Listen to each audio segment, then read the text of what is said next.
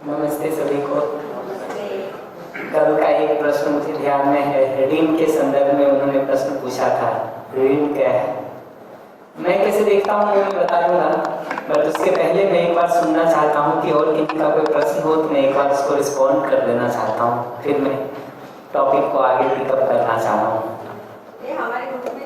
Mic प्रश्न हमको बता दीजिए और जब आएंगे तब बता दीजिएगा तो उत्तर दे देंगे। प्रश्न तो अभी बता दीजिए, सुन लेता हूँ। प्रश्न तो 3-4 है, तो उसमें ऐसा लिखा है कि अगर आदमी अभी भ्रमित अवस्था में है तो विश्वास कैसे संपादित कर सकते हैं। बढ़िया। और दूसरा है मानव में न्याय धर्म और सत्य की दृष्टि कैसे यथावत रहती है। बढ़िया। और तीसरा है हम खुद से बात करते समय अपना और अमूल्य अधिमूल्यन होगा, पता है अमूल्यन लिखा है, अवमूल्यन लगातार करते रहते हैं, उससे कैसे बाहर आए। ठीक है। और एक भैया का थोड़ा लंबा क्वेश्चन है, अगर किसी ने आपके साथ विश्वासघात किया है और वह व्यक्ति ऐसा व्यवहार अन्य कई लोगों के साथ कर चुका है जी। तो ऐसे व्यक्ति के प्रति घृणा अविश्वास का भाव कैसे खत्म करें। बढ़िया। और आने वाले समय में यदि ऐसा व्यक्ति से आमना सामना हो तो उसे टाले या उसका सामना करें। चारों प्रश्न हमको याद रहेगा। आज नहीं तो बताइएगा, कब बात करेंगे, उत्तर सुनने वाला भी तो होना चाहिए। हाँ, तो फिर अभी उस टॉपिक को नहीं करता हूँ, प्रश्न एक बार मैं ध्यान में रख लेता हूँ, बता दूँ। और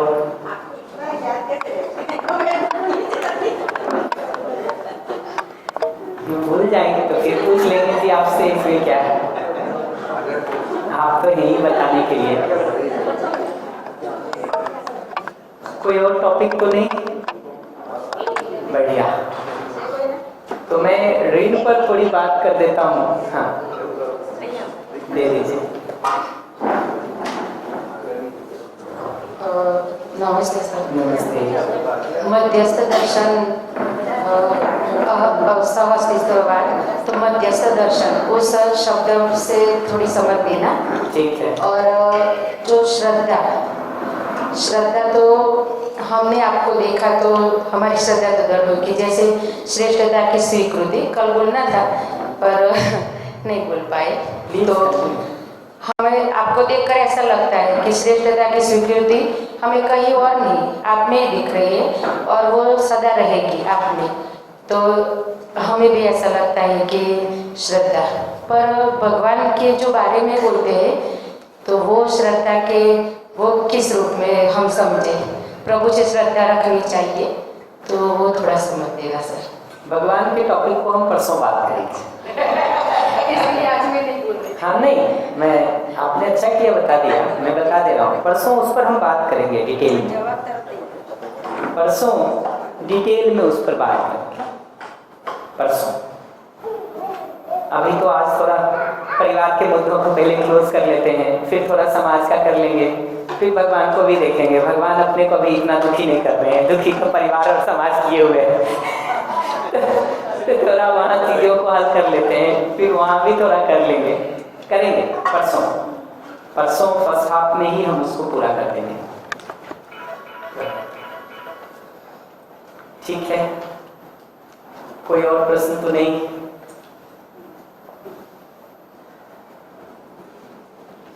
ठीक, तो मैं हम मोबाइल तो लोग साइलेंट कर ही नहीं होंगे, ऐसा मैं मानता हूँ।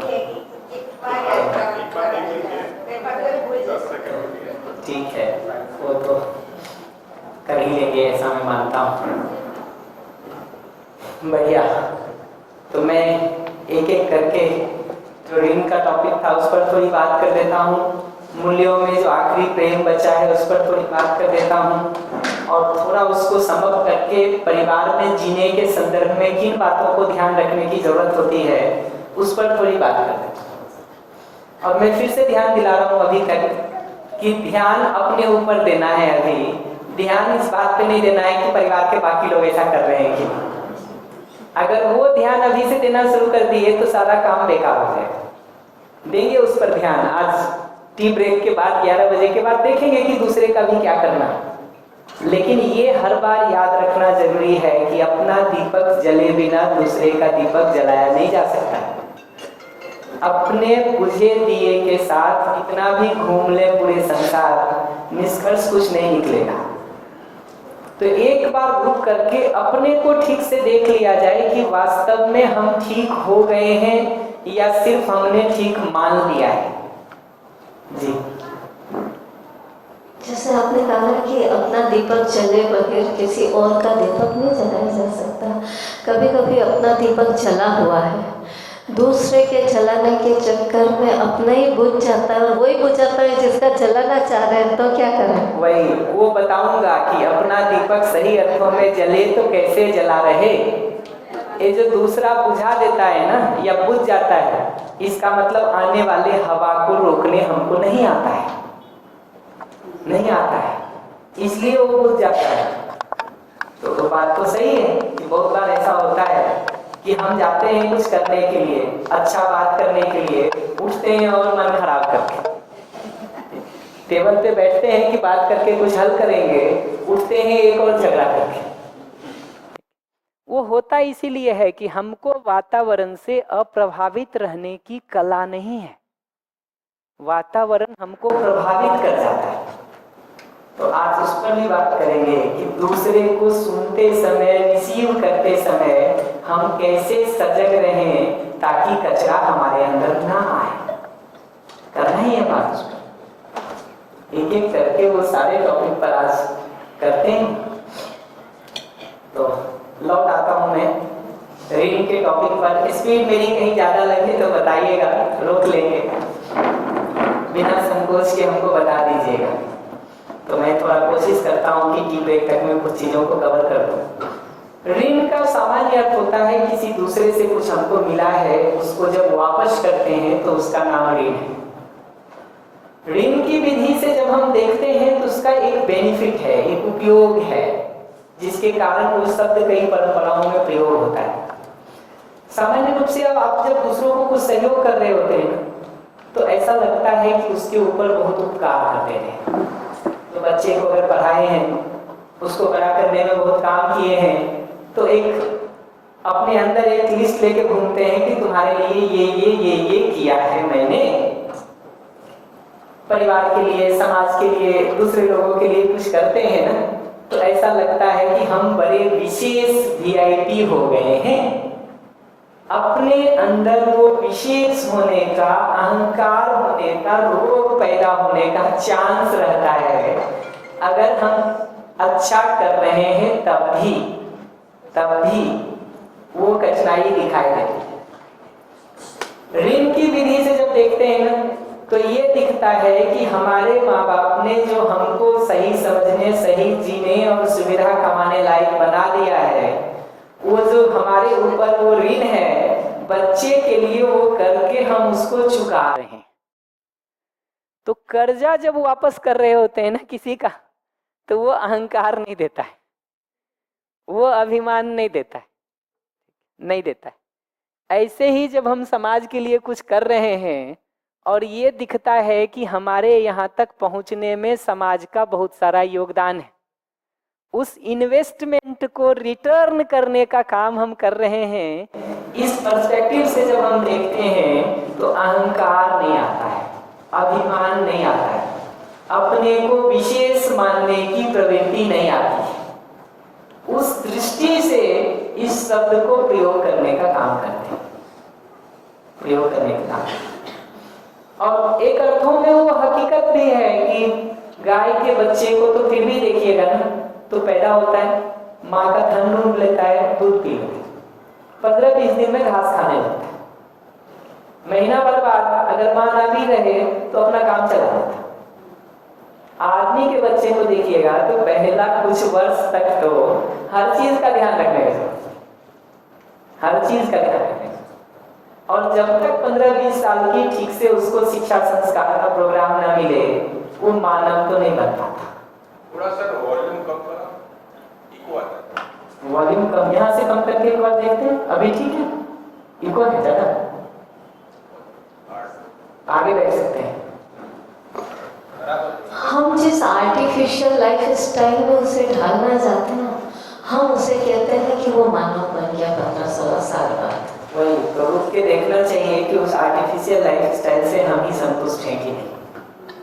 अगर अपना जिंदगी में तृप्ति हो गया है तब तो दूसरे को कुछ आगे बढ़ने में सहयोग कर सकते हैं। अगर वही नहीं हो रहा है तो फिर तकलीफ शुरू हो जाएगी, कठिनाई शुरू। तो ऋण का कंसेप्ट ये है, ठीक है? अभी क्लियर नहीं हुआ, मुझे फिर थोड़ा रिपीट कीजिए। तो आगे बैठना पड़ेगा, आगे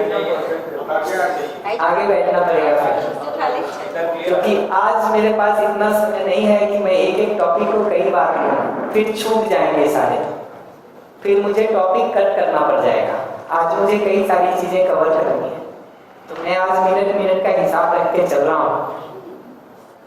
अगर 1 मिनट भी आज आप हमारा लेंगे तो मेरे लिए ज्यादा है। तो मैं 2 लाइन में रिपीट कर देता हूँ। दूसरे से मिलने वाले सहयोग को हम वापस करने की दृष्टि से देखते हैं तो उसको ऋण के रूप में पहचानते हैं।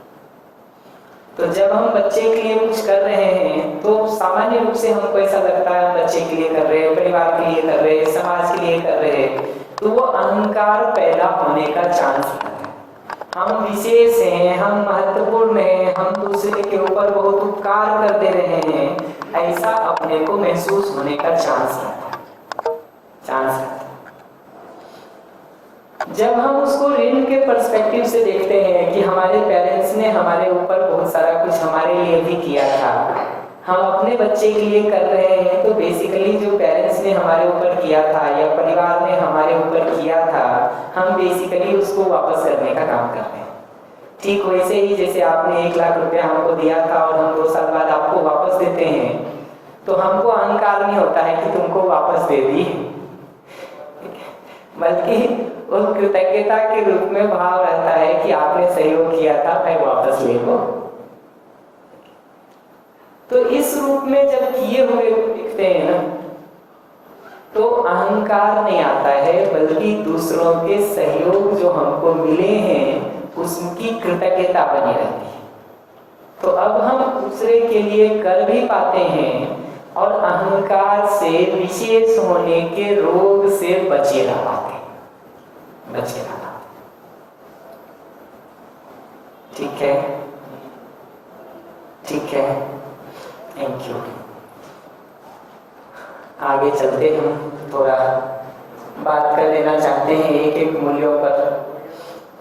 समेट के अगर पूरे को मैं समराइज करने जाऊं ना, तो मानव मूलतः सुख चाहता है, सही चाहता है, अपना भी सुख समृद्धि चाहता है, दूसरों का भी सुख समृद्धि चाहता है।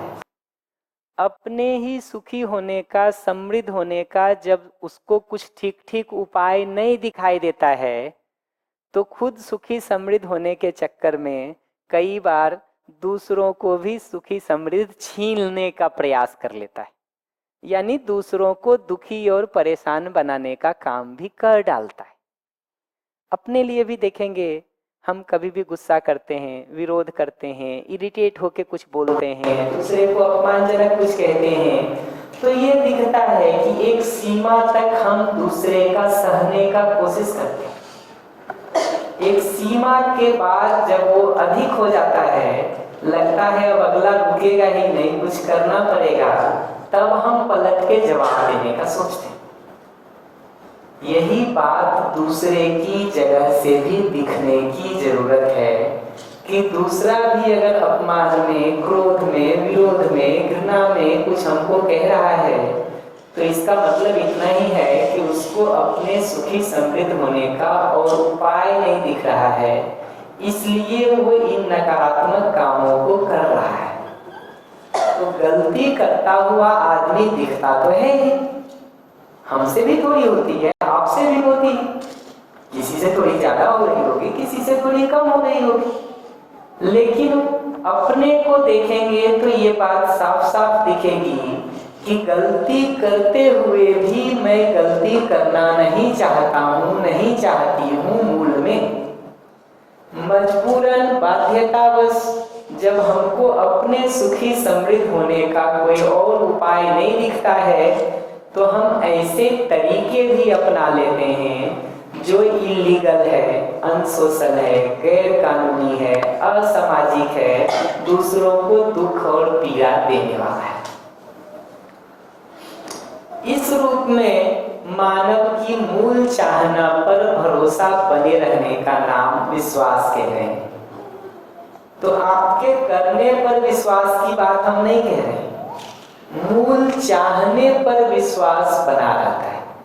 करने की जगह से हो सकता है आप फिर अपमान करें, फिर विरोध करें, फिर द्वेष में कुछ कहें, फिर कोई कमिटमेंट किए हो और उसको तोड़ दें। ये तो संभव है। क्यों संभव है? क्योंकि अगर वो समझ नहीं होगी, वो योग्यता विकसित करने का काम आपने नहीं किया है, तो मूल में भले आपकी चाहना सम्मान और स्नेह से जीने की है, ईमानदारी से जीने की है, निष्ठा से जीने की है, लेकिन अगर वो समझ विकसित करने का काम नहीं किए हैं, वो योग्यता विकसित करने का काम नहीं किए हैं, तो सम्मान पूर्वक जीने की चाहना होने के बावजूद आप सम्मान पूर्वक जी नहीं सकते। स्नेह पूर्वक जीने की चाहना होने के बावजूद आप स्नेह पूर्वक जी नहीं सकते। ईमानदारी और निष्ठा से जीने की चाहना होने के बावजूद आप वैसा जी नहीं सकते। तो मूल में मानव शुभ चाहता है, इस बात को देख पाने का नाम विश्वास। करने की जगह से जो कमियां होंगी उसको हम कैसे पूरकता में निभा सकते हैं, उसको हम यहाँ सम्मान में देखेंगे। तो अगर करने की जगह पर विश्वास की बात कहेंगे, योग्यता की जगह पर विश्वास की बात कहेंगे, तब तो आप जितना कर पाते हैं उतना ही विश्वास कर पाएंगे, उससे ज्यादा करने का मतलब ही नहीं बनता। तो आप अगर अपमान पूर्वक जवाब दे रहे हैं हमको, तो ये विश्वास नहीं करूंगा मैं कि कल से आप नहीं देंगे। आपको जब तक वो समझ नहीं होगी, जब तक आप वो योग्यता अपने में विकसित करने का काम नहीं करेंगे, तब तक तो गलती होती ही रहेगी। ठीक उस बच्चे की तरह जो गणित के नियमों को जब तक नहीं समझ लेता है, उसका 10-5 दिन अभ्यास नहीं कर लेता है, कितना भी कहे कि मम्मी कल से गलत नहीं करूंगा, टीचर कल से गलत नहीं करूंगा, क्या होना है उससे? कह के भी कुछ नहीं होगा। तो विश्वास की जगह यहाँ इस बात पे देख रहे हैं कि वो चाहने पर आश्वस्ति बना रहे, भरोसा बना रहे। फल क्या होता है उसका? रिजल्ट क्या है उसका? फल ये है कि दूसरे की चाहना पर अगर हमारा भरोसा बना रहता है और योग्यता में करने में कुछ कमी दिखाई देती है, तो हम उसकी योग्यता को विकसित करने में सहयोग करते हैं। अगर हमको आपकी मूल चाहना ठीक दिखाई देती है, करने की जगह से कमी दिखती है, तो आपका करना कैसे ठीक हो सकता है? हम उसको ठीक करने पर काम करते हैं। तो ये पकड़ना जरूरी है कि दिशा ठीक हो जाती है इससे। फिर हमको क्रोध करने का, विरोध करने का, इरिटेट होने का, चिढ़ने का, सिर्फ सजा देने का, सिर्फ पनिशमेंट का, सिर्फ दूसरे को दोषी सिद्ध करने का, सिर्फ दूसरे को कटघरे में खड़ा करने का डिजाइन बंद हो जाता है, और वो जहाँ खड़ा है वहाँ से आगे स्टेप वाइज कैसे बढ़ सकता है उसका सपोर्ट हम कर पाते। और निश्चित रूप से दूसरे को ये सपोर्ट करने का काम हम तभी कर सकते हैं जब उन योग्यताओं को हमने खुद में विकसित कर लिया है। वो योग्यता अगर हम में ही नहीं है तो आपको विकसित करने में सहयोग करने का काम तो हम खुद कुछ नहीं कर सकते। कामना तो कर सकते हैं, सहयोग नहीं कर सकते। एस्पायर तो कर सकते हैं, चाह तो सकते हैं, होगा नहीं। Mike please.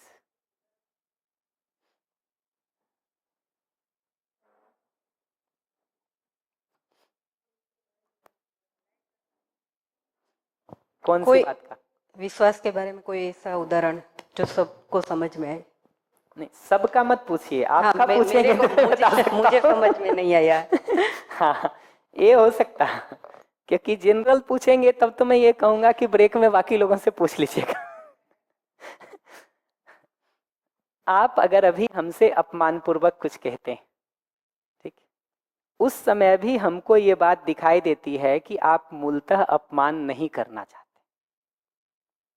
माइक कहाँ है? रखिए, अब आप माइक तो अपने पास ही रखिए, अब पूरा करेंगे हम तभी आगे बढ़ेंगे। आप अभी अपमान पूर्वक भी हमको कुछ कहते हैं, विरोध पूर्वक भी कुछ कहते हैं, तब भी हमको ये बात आपके लिए दिखाई देती है कि मूल में आप अपमान नहीं करना चाहते, मूल में आप विरोध नहीं करना चाहते। ये बात पकड़ में आई क्या कह रहा हूं? ये भरोसा बने रहने को मैं विश्वास कह रहा हूं। ओके।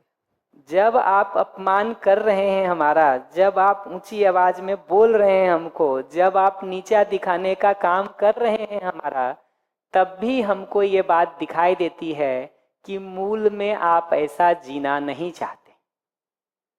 जीना तो आप सम्मान से ही चाहते, जीना तो आप स्नेह से ही चाहते। ये हमको दिखता रहता है ना, तो ये आश्वस्ति बनी रहती है। हमको ये नहीं लगता है कि आप तो अपमानित करना ही चाहते हैं हमको। मूल चाहना तो आपकी अपमान की ही है, विरोध की ही है, ऐसा हमको नहीं लगता। फायदा क्या होता? अगर हमको ये लगने लगता है कि मूल में तो आप अपमान ही चाहते हैं, विरोध ही चाहते हैं, तो दो में से एक बात होगी, या तो हम भी पलट के आपको जवाब देना शुरू करेंगे, ठीक, या थोड़ी देर में आपके लिए जेल का, सजा का, पनिशमेंट का डिजाइन शुरू करेंगे। जब हमको ये दिखता है कि मूल में तो आप सम्मान से ही जीना चाहते हैं, स्नेह से ही जीना चाहते हैं, अभी अपमान और विरोध पूर्वक कुछ कह रहे हैं, तो मैं ये पकड़ने की कोशिश करता हूं कि कौन सा कांटा लगा हुआ है आपको जिसके कारण आप ऐसा अपमान और विरोध पूर्वक बोल रहे हैं। कोई ना कोई तकलीफ होगी ना, कोई ना कोई पीड़ा होगी ना, कोई ना कोई परेशानी होगी ना, कोई ना कोई जरूरत आपकी पूरी नहीं हो रही होगी ना, जो ये दर्द के रूप में निकल रहा है। हम उसको पहचानने का काम शुरू करते। वो कैसे पता चले? आगे बात करेंगे धीरे धीरे, कैसे का धीरे धीरे जिएंगे तो पता चलेगा। अगला कोई भी पागल कुत्ता नहीं होता है कि बगल से गुजर रहा है और काटना शुरू कर दे। थोड़ा देखना शुरू करेंगे तो पता चलेगा। किसी को भी पता करने का एक ही तरीका है, ध्यान थोड़ा उसके ऊपर देना। अभी मैं इस सेशन के आगे उसी पर बात करूंगा थोड़ा, कि कैसे पता करें। पता करने का तरीका यही है। आप सुबह तक हमसे ठीक से बात कर रहे थे, दोपहर में नाराज हो रहे हैं, तो मुझे सिंपल पता चलता है सुबह से दोपहर में हमारे आपके बीच कुछ ऐसा हो गया है जो आपको ठीक नहीं लगा है। पलट के देखूंगा तो सुबह से दोपहर में जो 4 बातें हुई होंगी उसमें से कौन सी बात है पता चल जाएगी। अगर सजग हैं हम तब तो हमको उसी मिनट पता चल जाता है, क्योंकि जैसे ही आप कुछ ठीक नहीं कहते हैं उसके बाद उसका रिएक्शन आता है। नहीं देखते हैं तो 2 दिन बाद पता चलता है, 3 दिन बाद पता चलता है। हम इतना ध्यान फंसा के रखते हैं बाकी चीजों में कि हमको दिखता ही नहीं है सामने वाला। थोड़ा ध्यान से देखेंगे तो दिखने लगेगा। कुछ जरूरतों के बारे में अभी बात कर दूंगा मैं सेशन में, तो थोड़ा देखिएगा पलट के दिखता है कि नहीं। तो विश्वास की बात में तो इतना मैं कह रहा था, इतना कह रहा था कि उन तरीकों पर हम सोचना शुरू करते हैं। आपकी पीड़ा क्या है, परेशानी क्या है, कठिनाई क्या है, उसको पहचानना शुरू करते हैं तो हमारे आपके बीच रास्ता निकल जाएगा। क्योंकि आप भी तो सारा चीख चिल्ला इसीलिए रहे हो कि इन बहरे कानों को कुछ सुनाई पड़ जाए कि नहीं। जब भी हम चीख के, चिल्ला के, नाराजगी से, गुस्से से कुछ बोलते हैं तो तात्पर्य क्या होता है हमारा, कि ये जो नहीं सुनाई पड़ रहा है अगले को वो पड़ जाए। यही तो आशय होता है। अगर उसको सुनने का काम हम कर लेंगे तो हमारे आपके बीच चीजें ठीक होने लगेगी कि नहीं। इतना ही कह रहा हूं। सम्मान की जगह से ये बात कह रहे हैं कि मानव को जब देखने जाते हैं और मानव सेल्फ और बॉडी, मैं और शरीर, इन दोनों के सहअस्तित्व के रूप में समझ में आया है। उसमें भी शरीर तो साधन है, निर्णय लेने का काम तो मैं में हो रहा है। शरीर तो साधन है, निर्णय लेने का काम तो मुझ में होता है।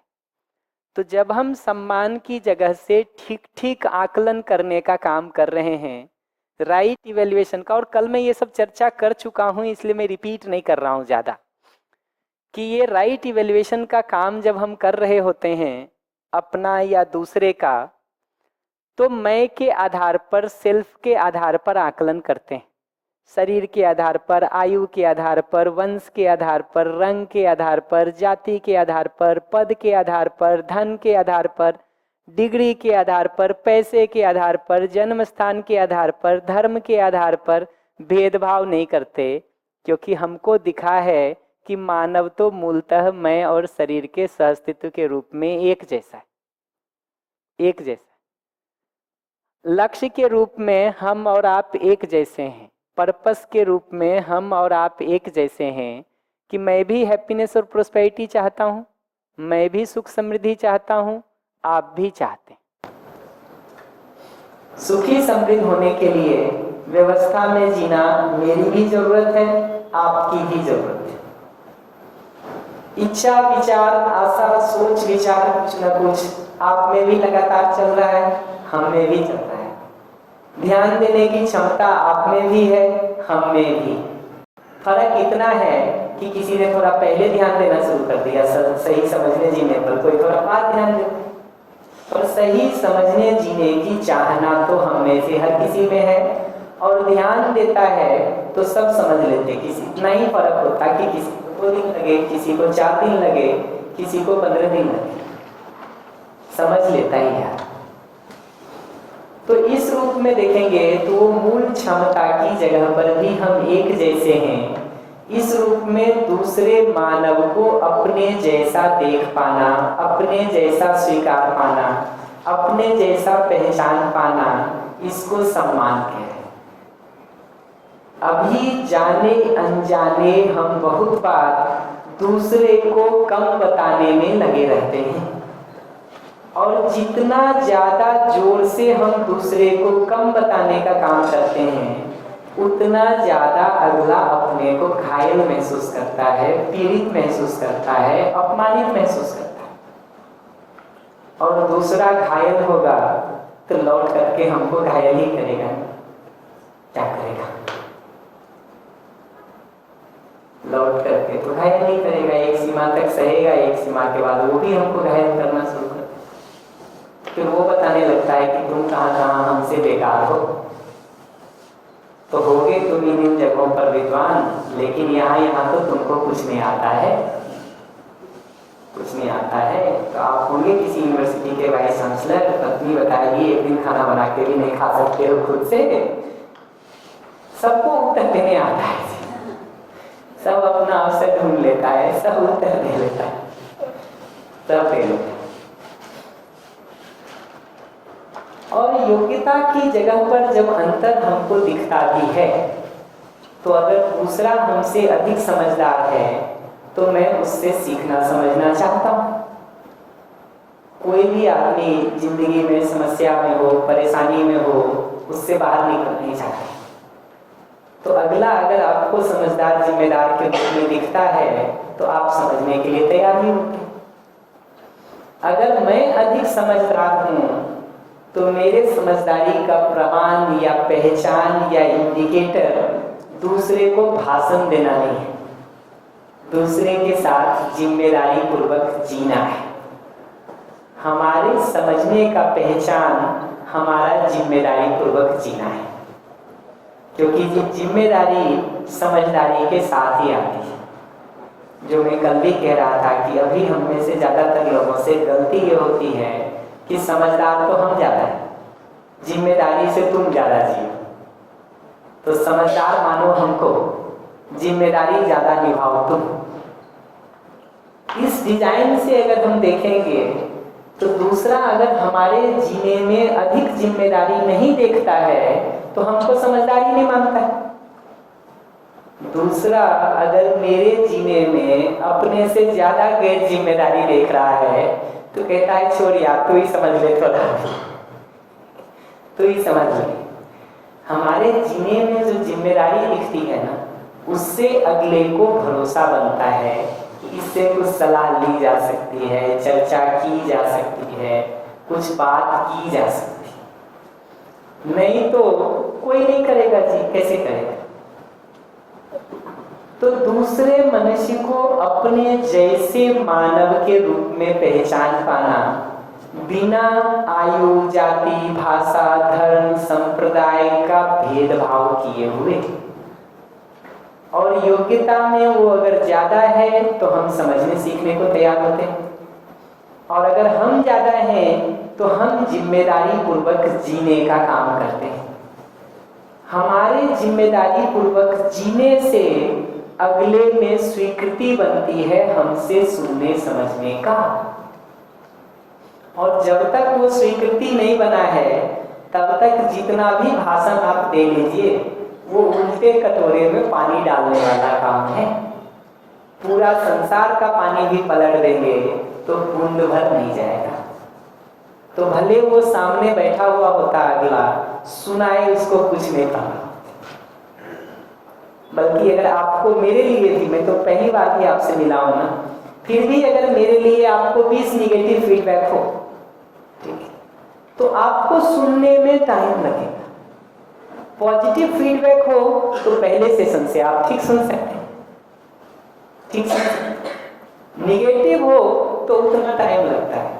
न्यूट्रल हो तो 1-2 दिन आदमी देखता है, जांच करता है, ठीक लगता है तो आगे सुनता है, नहीं ठीक लगता है तो नमस्ते नमस्ते।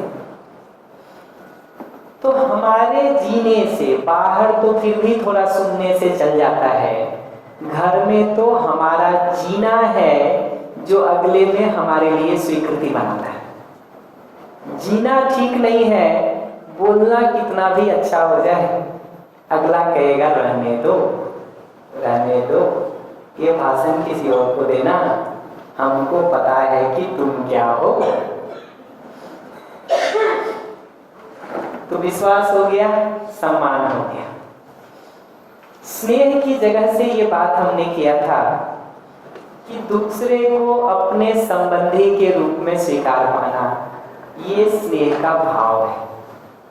और दूसरा जब हमको अपने संबंधी के रूप में दिखता है, अपने से जुड़ा हुआ दिखता है, अपना दिखता है, तो उसका पहचान है कमिटमेंट के रूप में, निष्ठा के रूप में।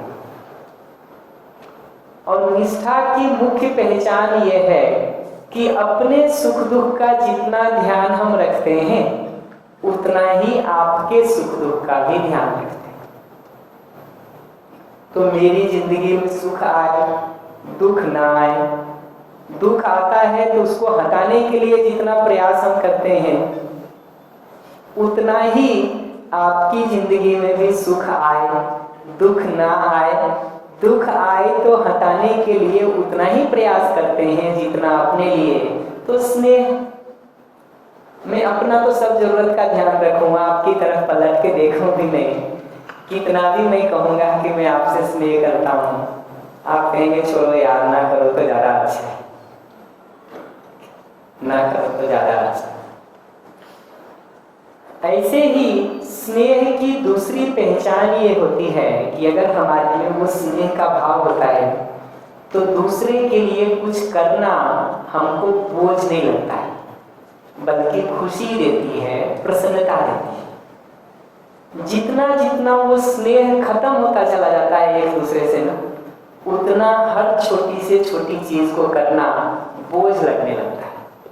हम हिसाब लगाना शुरू कर देते, तुम क्या कर रहे हो, हम क्या कर रहे हैं, सुनाना शुरू कर देते एक दूसरे को कि तुम्हारे कारण जिंदगी हमारी खराब होती जा रही है, ठीक है, कभी तो अप्लाई तुमको। तो विश्वास, सम्मान और स्नेह, ये 3 भाव हर संबंध में जीने की जगह से महत्वपूर्ण है। ये 3 अगर नहीं होंगे तो जीना बहुत मुश्किल है। फिर कितना भी एक दूसरे के लिए सुविधा में करने का काम कर लें, सेवा में करने का काम कर लें, किया हुआ सब बेकार होने वाला है अगर ये 3 भाव नहीं है तो। एक दूसरे के प्रति विश्वास नहीं हो, एक दूसरे के प्रति सम्मान नहीं हो, एक दूसरे के प्रति स्नेह नहीं हो, तो हम एक घर में एक परिवार में रहते हुए भी एक दूसरे से मीलों दूर होते हैं, मीलों दूर होते हैं। ठीक है, इन तीनों पर कोई भी प्रश्न हो तो बताइए, मैं एक बार रेस्पॉन्ड करके ये 3 भाव को क्लोज करना चाहता हूं।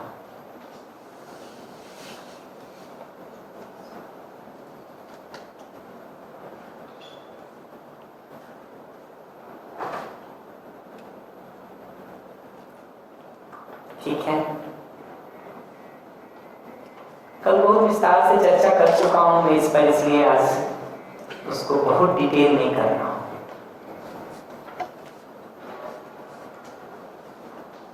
ठीक है, तो माइक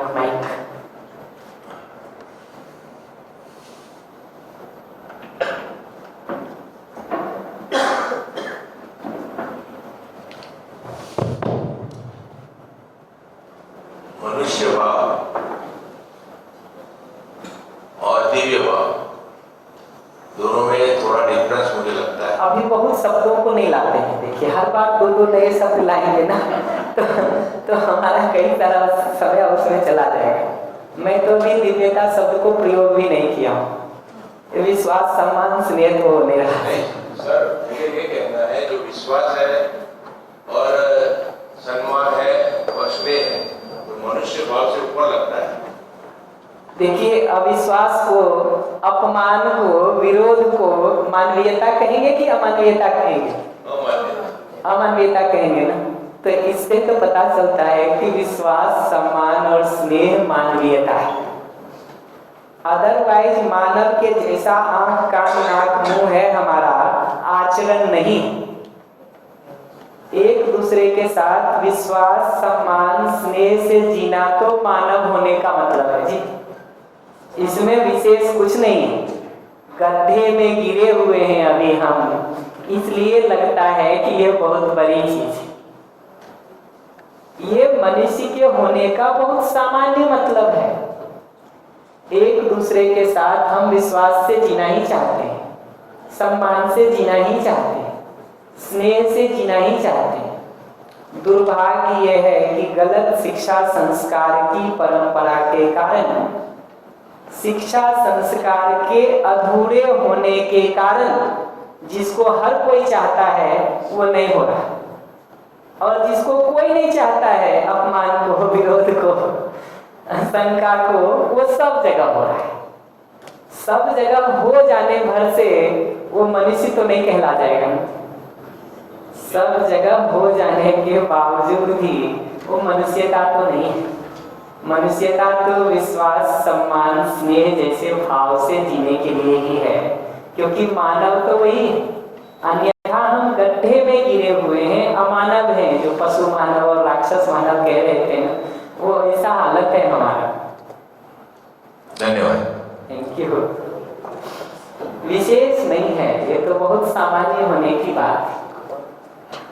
शिक्षा संस्कार की गलत परंपरा में हम सब उलझ गए हैं, और फिर जब ज्यादातर लोग वही करते हुए दिखाई देते हैं तो हमको लगता है यही डिजाइन है। मैं बार बार कहता हूँ ये डिजाइन ऐसा है कि सिर के बल चलने का बहुत दिन तक अभ्यास कर लिया हो ना, तो पैर के बल चलने वाले लोग उल्टे दिखाई देते हैं। हमारा अभ्यास कर लिया है। जिसको कोई नहीं चाहता है अपमान में जीना, क्रोध में जीना, विरोध में जीना, द्वेष में जीना, उसका हम सब ने मन लगा के अभ्यास किया है। अपमान में जीना, क्रोध में जीना, द्वेष में जीना, विरोध में जीना एक आदमी नहीं चाहता। न मैं चाहता हूं, ना आप चाहते। लेकिन वही अभ्यास हम बचपन से करते हैं। बचपन से माँ बाप का भी यही दिखाई देता, कोई बात उनके मन लायक नहीं होती है तो हमको क्रोध करते दिखते हैं। हमको लगता है डिजाइन यही है कि कोई नहीं माने तो क्रोध करना। कोई कल परसों शादी का सवाल पूछ रहे थे, यूथ वर्कशॉप नहीं है इसलिए मैं विवाह को एक्सप्लेन नहीं कर रहा हूँ। नहीं तो आज के दिन ज्यादातर बच्चे अगर शादी नहीं करना चाहते ना, तो उसका एक बड़ा कारण उनके माँ बाप है, जिनकी जिंदगी किसी तरह से उनको प्रेरणा नहीं देती। उनको लगता है कि माँ बाप के रूप में या पति पत्नी के रूप में अगर ऐसा झगड़ना ही है एक दूसरे से, तो क्यों करें विवाह? तो ये शिक्षा संस्कार की परंपरा जरूरी नहीं है कि सब पढ़ा लिखा के ही दे रहे हैं। हमारे यूथ वर्कशॉप में 7वीं 8वीं 10वीं के भी जो बच्चे आते हैं ना, आजकल उनका एक बड़ा प्रश्न होता है, जैसे बड़े लोगों के वर्कशॉप में पूछते रहते हैं बच्चों का क्या करें, वहीं से वो पूछते हैं ये माँ बाप का क्या करें, ये बताइए इनको कैसे समझाएं। हर यूथ वर्कशॉप में 10-5 बच्चे खूब आराम से ये सवाल पूछते हैं कि भाई ये माँ बाप का क्या करें, ये बताइए इनको, ठीक है, इनको कैसे समझाया जाए। ये सुबह से शाम तक जो झगड़ते रहते हैं एक दूसरे से, इनका क्या करें। तो ये जो परंपरा हमको इस तरह की मिलती जा रही है ना, उसने उलझा दिया है हमको, उसने उलझा दिया है। तो विश्वास, सम्मान और स्नेह, ये 3 पर हमको इतना बात कहना है। जो नीचे के 5 है ना, उसको अगर देखेंगे तो ममता और वात्सल्य का भाव वहां है जहां हम दूसरे को सहयोग कर रहे हैं। कृतज्ञता, गौरव और श्रद्धा का भाव वहां है जहां दूसरे से हमको सहयोग मिल रहा है। ममता और वात्सल्य प्रमुखता से वहां है जहां हम दूसरे को सहयोग कर रहे हैं। कृतज्ञता, गौरव और श्रद्धा वहां है जहां दूसरे से हमको सहयोग मिल रहा है। तो सहयोग करने की जगह पर हमको मानव, मैं और शरीर, जीवन और शरीर, सेल्फ और बॉडी, ये दोनों साथ साथ होने के रूप में समझ में आया है। तो जब हम अगले को सहयोग करेंगे तो उसके शरीर का भी ध्यान रखेंगे, उसके मैं का, जीवन का भी ध्यान रखेंगे। मैं की जरूरत सही समझ और सही भाव है, इस रूप में उसको समझदार जिम्मेदार बनाने का जो भाव है मेरे अंदर, उसको वात्सल्य कहा है। शरीर की जरूरत स्वास्थ्य है, शरीर का पोषण है, संरक्षण है, तो उसको नर्चर करने के लिए, उसको प्रोटेक्ट करने के लिए, शरीर को स्वस्थ रखने के लिए जो हमारा भाव है उसको ममता नाम दिया है। तो सहयोग करने जा रहे हैं दूसरे को, तो जीवन का भी ध्यान रखेंगे, शरीर का भी ध्यान रखेंगे, तो वात्सल्य और ममता, ऐसा भाव दिखता है। जहां सहयोग मिल रहा है हमको, वहां देखिएगा तो दूसरे से सहयोग जो मिल रहा है उसको हम पहचानते हैं, ध्यान देते हैं, तो कृतज्ञता का भाव, कृतज्ञता का भाव। दूसरे ने जो अच्छाई का काम किया है, अपनी श्रेष्ठता के लिए काम किया है, प्रयास किया है, जितना भी कर पाया है, उस अच्छाई को, उस श्रेष्ठता को पहचान पाने से जो भाव हमारे अंदर होता है वो गौरव। कृतज्ञता हमारे में होती है तो हमारा आचरण उनके साथ शिष्ट होने लगता है, सौम्य होने लगता है। गौरव अगर होता है तो जीने में हम उनके लिए प्रशंसा कर पाते हैं, प्रशंसा कर पाते। इसी तरह से जिन्होंने श्रेष्ठता को अपने में पूरा कर लिया है, उनके प्रति जो भाव है वो श्रद्धा है, और श्रद्धा की पहचान पूजा के रूप में या पूज्यता के रूप में दिखता है, जिसका मतलब है श्रेष्ठता अगले में है तो उनसे प्रेरणा लेकर के हम भी वैसा बन सके। पूज्यता का मतलब है जहां हमको श्रेष्ठता दिख रही है, उनसे प्रेरणा लेकर के हम भी वैसा बनने का काम कर सकें, तब तो पूजा है, पूजा है। अगर सिर्फ सुबह शाम 2 अगरबत्ती दिखाने का काम कर रहे हैं, एक फोटो लगा लिए हैं, 2 बार हाथ जोड़ लेते हैं और जरूरत पड़े तो अपना 4 काम और उनको सौंप देते हैं, अगर ऐसे डिजाइन से जीने का काम कर रहे हैं तो वो श्रद्धा नहीं है, वो पूज्यता नहीं है, उससे अपनी कोई गति नहीं होने वाली। उससे तो हम जहाँ हैं वहीं के वहीं खड़े रहते हैं, दूसरे का मुंह देखने का आदत और लग जाता है। और वैसी स्थिति में जब अपनी कामना नहीं पूरी होती ना, तो कई बार उसी फोटो को समेट के पैक कर देते हैं कि बहुत हो गया।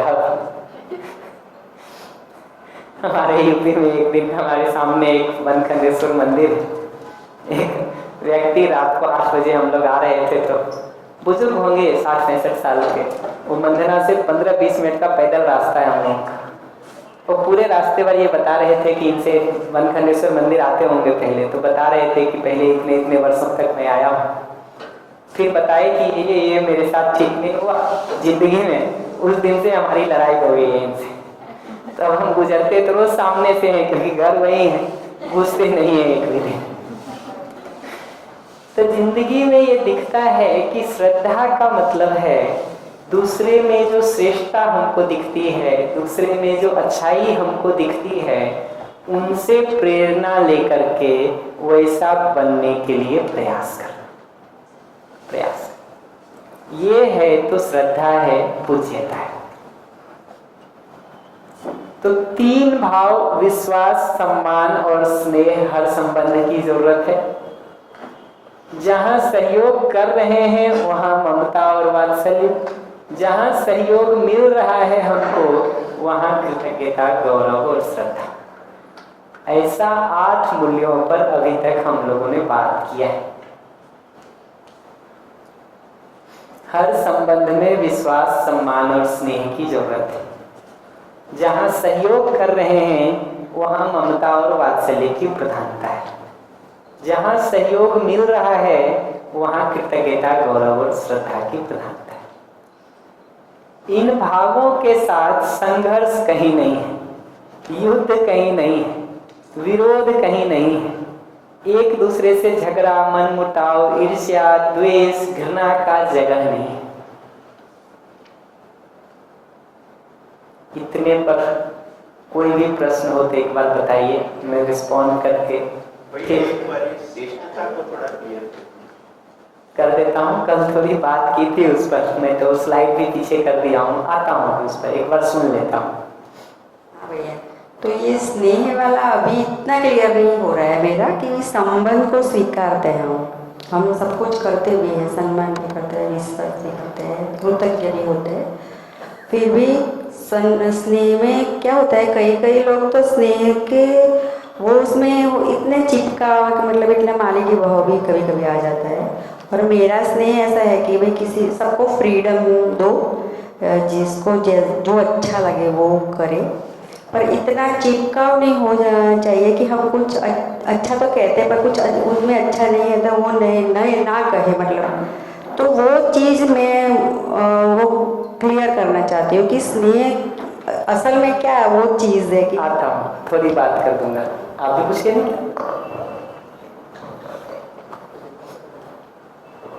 नमस्कार सभी को। नमस्ते।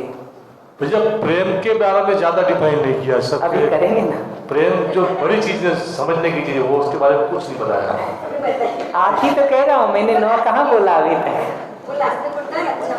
अभी कर देता हूँ। देखिए समय जितना है उसमें किसी टॉपिक को कितना खोलेंगे ये तो टाइम डिसाइड करता है, बहुत सारा कुछ। जी हाँ, ये है जैसे कि हमने ये कहा ना कि 2 शब्द थे कि एक तो ये है कि हमारे मन में पीड़ा का भाव है और हमारे मन में वो है, तो हाँ, इसका मतलब हमने क्षमा नहीं किया, ब्रैकेट में लिखा हुआ था। तो मतलब कभी भी किसी से अपने संबंध खराब हो, किसी भी कारण से हो सकते हैं, तो जरूरी थोड़ी है कि हम उस संबंध के साथ जिएंगे तो ही हम ये मानेंगे कि हमारे मन में है ना बहुत उत्कृष्ट भाव आ गया है। उस किसी भी संबंध को लीव आउट करके जो जीने की सोच है, क्या वो चीज आप क्या गलत मानते हैं? प्रश्न पूछ रहे हैं हमको कि उत्तर दे रहे हैं, ये बताइए।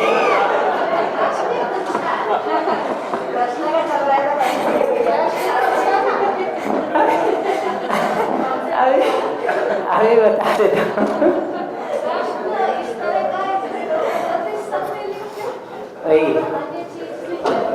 अभी बता देता हूँ। श्रेष्ठता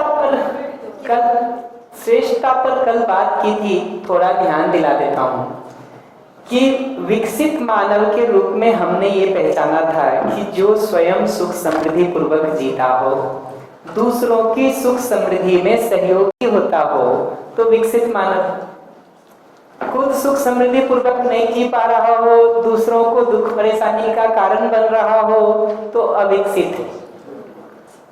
और इस सुख को जब हम पहचानने गए थे तो ये देखा था कि मानव के रूप में व्यवस्था को समझ के व्यवस्था पूर्वक जीना, परिवार में संबंधों को समझ करके वहाँ की व्यवस्था को समझ के व्यवस्था पूर्वक जीना, समाज की, शिक्षा की, स्वास्थ्य की, उत्पादन की ठीक ठीक व्यवस्था का डिजाइन क्या हो उसको समझ के वहाँ जीना, इसी तरह से प्रकृति के साथ हार्मनी में जीना, व्यवस्था में जीना, ये खुद सुख समृद्धि पूर्वक जीने का और दूसरे को सुख समृद्धि में सहयोग करने का डिजाइन है। तो श्रेष्ठता का मतलब है जितना हम मानव के रूप में स्वयं हार्मनी में जी पा रहे हैं, जितना परिवार में हार्मनी के साथ जी पा रहे हैं, जितना समाज में हार्मनी के साथ जी पा रहे हैं, जितना नेचर के साथ हार्मनी में जी पा रहे हैं, उतना हमने श्रेष्ठता को पाया है। जितना जितना वो नहीं हुआ है, उतना उतना श्रेष्ठता अभी हमसे दूर है, दूर है। तो श्रेष्ठता का मतलब है मैंने व्यवस्था को समझा है मानव के रूप में जीने का, परिवार के रूप में जीने का, समाज के रूप में जीने का, प्रकृति के रूप में जीने का, व्यवस्था को समझा है और वैसा जीने का भी मैं काम करता हूँ। ये है तो श्रेष्ठता है, ये नहीं है तो श्रेष्ठता नहीं है। कुछ और हो सकता है पर श्रेष्ठता तो नहीं है। इतना कह रहे आपके प्रश्न के उत्तर में। जो आप दोनों लोगों का प्रश्न है उसको तो मैं प्रेम के साथ ही रिस्पॉन्ड कर दूंगा। दोनों ये जो कह रहे हैं कि दूसरे के साथ जब जिएंगे तभी क्या ठीक भाव है। किसी भी संबंध में व्यवहार करते समय दो हिस्सा होता है, एक आपने मेरे साथ क्या किया, दूसरा मैंने आपके साथ क्या किया। ये मैं रिपीट कर देता हूँ। ये संबंध में जीते हुए व्यवहार का दो हिस्सा है, एक आप मेरे साथ क्या करते हैं, दूसरा मैं आपके साथ क्या करता हूँ। आप मेरे साथ क्या करते हैं ये तो आपके हाथ में है, ये मेरे हाथ में नहीं है। मैं उसमें आपके साथ क्या करता हूँ ये मेरे हाथ में है। तो अपनी तरफ से अगर कुछ भी ऐसा हो रहा है जो हमको परेशान कर रहा है या दूसरे को परेशानी का कारण बन रहा है, तो रुक के जरूर देखने की जरूरत है कि अपना भाव ठीक है कि नहीं। दूसरे में इरिटेशन है, रिएक्शन है, एंगर है, विरोध है, द्वेष है, ये तो हो सकता है। लेकिन अगर हम में अपमान है, विरोध है, क्रोध है, द्वेष है, जिसका पहचान है कि हम अपने में अगर असहजता महसूस कर रहे हैं, इरिटेशन महसूस कर रहे हैं, रिएक्शन महसूस कर रहे हैं, पीड़ा और परेशानी महसूस कर रहे हैं, वो स्थिति हमको असहज कर रही है, हम उससे हटना चाह रहे हैं, तो निश्चित रूप से हमको अपने ऊपर काम करने की जरूरत है। ऐसी स्थिति अगर बन रही है तो निश्चित रूप से अपने को अपने ऊपर काम करने की जरूरत है। क्यों जरूरत है? क्योंकि इरिटेशन में मैं खुद नहीं जीना चाहता, विरोध में मैं खुद नहीं जीना चाहता, अपमान में मैं खुद नहीं जीना चाहता हूँ, असहज स्थिति में मैं खुद नहीं जीना चाहता हूँ। चूंकि ऐसा जीना हमको खुद ही सहज रूप में स्वीकार नहीं है, इसलिए बदलाव की तो जरूरत पड़ेगी ही, अपने पड़ेगी।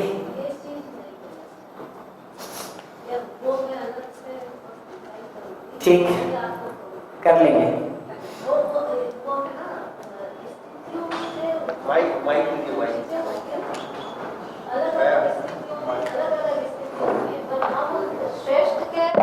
चक्कर में उस आदर्श स्थिति को कहते हैं कि ये है, जबकि उसकी आवश्यकता भी नहीं है। तो वो एक बिल्कुल अलग वो है कि, और हम उसी को श्रेष्ठ क्यों मान रहे हैं?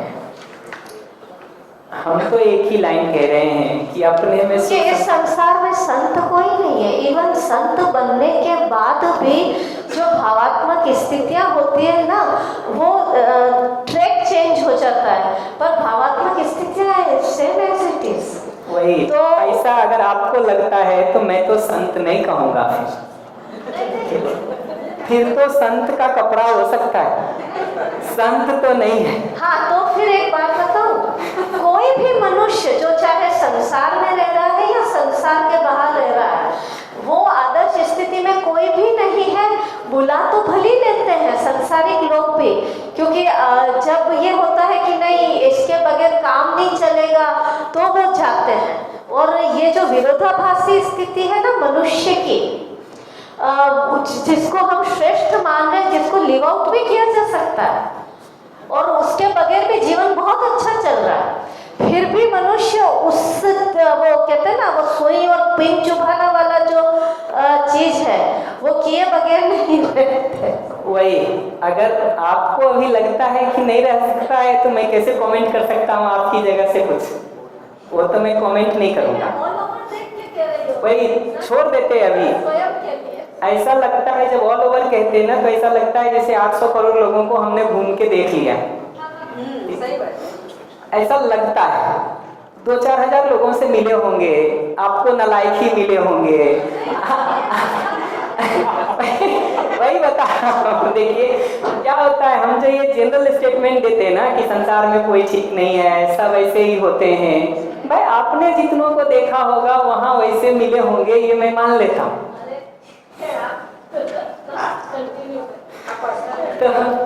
तो मैं उस पर कोई कमेंट नहीं करूंगा। रही बात कि संतों का क्या होता है, ये तो संत बनने के बाद ही पता चलेगा।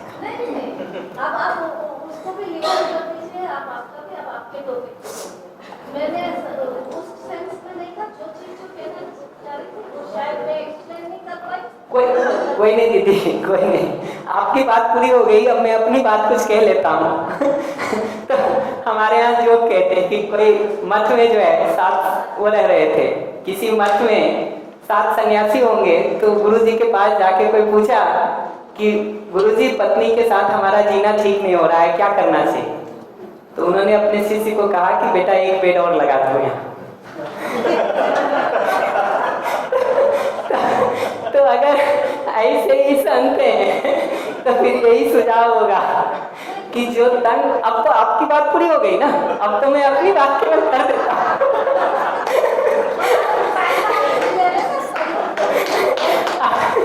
अब तो मैं सिर्फ अपनी बात कर देता हूँ कि वही मैं अब सिर्फ अपनी बात कह रहा हूँ, मैं आपकी नहीं कह रहा हूँ, मैं तो कहानी सुना रहा हूँ कि अगर ऐसा स्थिति हमारा है ना कि घर परिवार से तंग आकर के ही हम यहाँ पहुंचे हैं, तो उस स्थिति में तो हम जीने का डिजाइन भी नहीं ही बता सकते, नहीं ही बता सकते। कैसे बताएंगे? अपने जीने में जितना हमारा हो पाया है उतना ही दूसरे के लिए भी किया जा सकता है।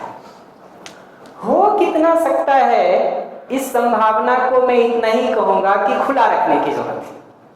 कम से कम आज जिस आधुनिक दौर में हम लोग पढ़ते हैं ना, भाई अगर हमने दिल्ली नहीं पलट के देखा है तो खुला रहने की जरूरत है कि दिल्ली में ये हो सकता कि नहीं हो सकता। दिल्ली पहुंचे बिना जो दिल्ली के बारे में बंद कर देते ना, मुझे लगता है कि वो संभावना थोड़ा सा खुला रखने की जरूरत है। कभी पहुंच जाएंगे और देख ही लेंगे पूरी दिल्ली को और पता चल गया कि लाल किला नहीं है तो नहीं है जी। लेकिन जब तक दिल्ली नहीं देखे, पटना नहीं देखे, बेगूसराय नहीं देखे, कानपुर नहीं देखे, तब तक थोड़ा संभावना खुला रख लें, ऐसा मेरा रिक्वेस्ट है। इतने के साथ मैं प्रेम पर थोड़ी बात कर देता हूँ और फिर हम आगे के 2 टॉपिक को कवर करना चाह रहे हैं, उस पर आता हूँ। अपने से ये सवाल पूछ के देखने की जरूरत है कि हमको क्या सहज रूप में स्वीकार होता है। विरोध का भाव, किसी एक के साथ संबंध पूर्वक जीने का भाव, अनेक के साथ संबंध पूर्वक जीने का भाव, या हर मानव जिसके साथ भी हम जीते हैं हम संबंध पूर्वक जीना ही चाहते हैं। हमारी स्वीकृति क्या है कि हम विरोध पूर्वक जीना चाहते हैं, एक के साथ स्नेह पूर्वक जीना चाहते हैं, अनेक के साथ संबंध पूर्वक जीना चाहते हैं, या जिस किसी मनुष्य के साथ हम जीते हैं हर किसी के साथ संबंध पूर्वक जीने की ही हमारी चाहना है। हर किसी के साथ संबंध पूर्वक जीने की चाहना है। हो सकता है कि नहीं, इसको खुला रखता हूं मैं, इसको मैं बंद नहीं करता, खुला रखता। चाहना तो इसकी दिखती। तो ये जो हर एक के साथ संबंध पूर्वक जीने की बात है, उस जगह से जब देखते हैं तो मनुष्य मात्र के साथ अपने संबंध को देख पाना, पहचान पाना, स्वीकार पाना, ये जो मानसिकता है इसका नाम प्रेम दिया है। और लौट करके देखेंगे तो भैया उस दिन प्रकृति के बारे में कह रहे थे, कृतज्ञता के संदर्भ में, तो मनुष्य क्या अल्टीमेटली देखेंगे तो प्रकृति की हर इकाई के साथ, हवा, पानी, मिट्टी, पेड़ पौधे, पशु पक्षी, ये सब के साथ अपने को जुड़ा हुआ महसूस कर पाने का, कनेक्टेड महसूस कर पाने का, संबंध में होने को महसूस कर पाने के भाव का नाम प्रेम है। तो प्रेम को देखेंगे तो मनुष्य मात्र के साथ अपना जुड़ाव, मनुष्य मात्र का मतलब हर मनुष्य, हर मानव के साथ अपने जुड़ाव को, अपने कनेक्शन को, अपने संबंध को, अपने जुड़े होने को महसूस कर पाने का नाम प्रेम है। एक एक के साथ जो हम संबंध पूर्वक जीते हैं उसका नाम स्नेह है। तो विश्वास, सम्मान और स्नेह में जब बात किए थे तो एक एक मानव के साथ संबंध पूर्वक जीने का नाम स्नेह है।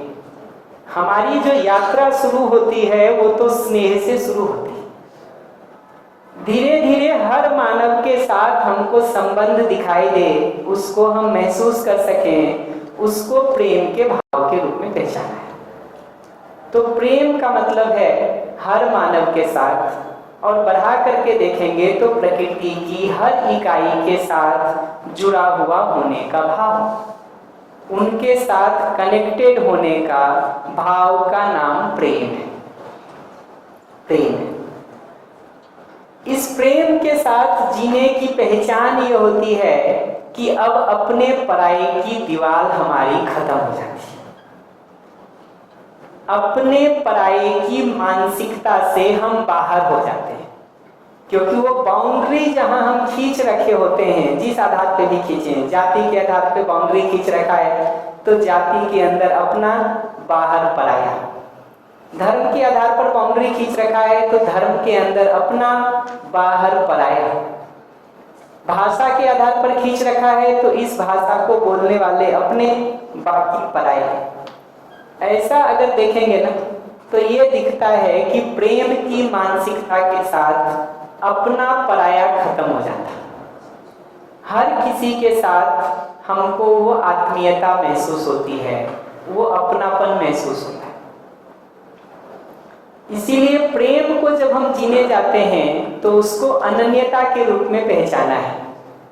दो तरह से उसको पहचाना है, दोनों बता देता हूँ। एक पहचान है अनन्यता, कोई दूसरा, अनन्यता का मतलब है कोई अन्य नहीं है, कोई अन्य नहीं है, कोई पराया नहीं है, कोई दूसरा नहीं है, कोई गैर नहीं है। ये सभी के साथ उस अपनापन को महसूस कर पाने का नाम है प्रेम और अनन्यता।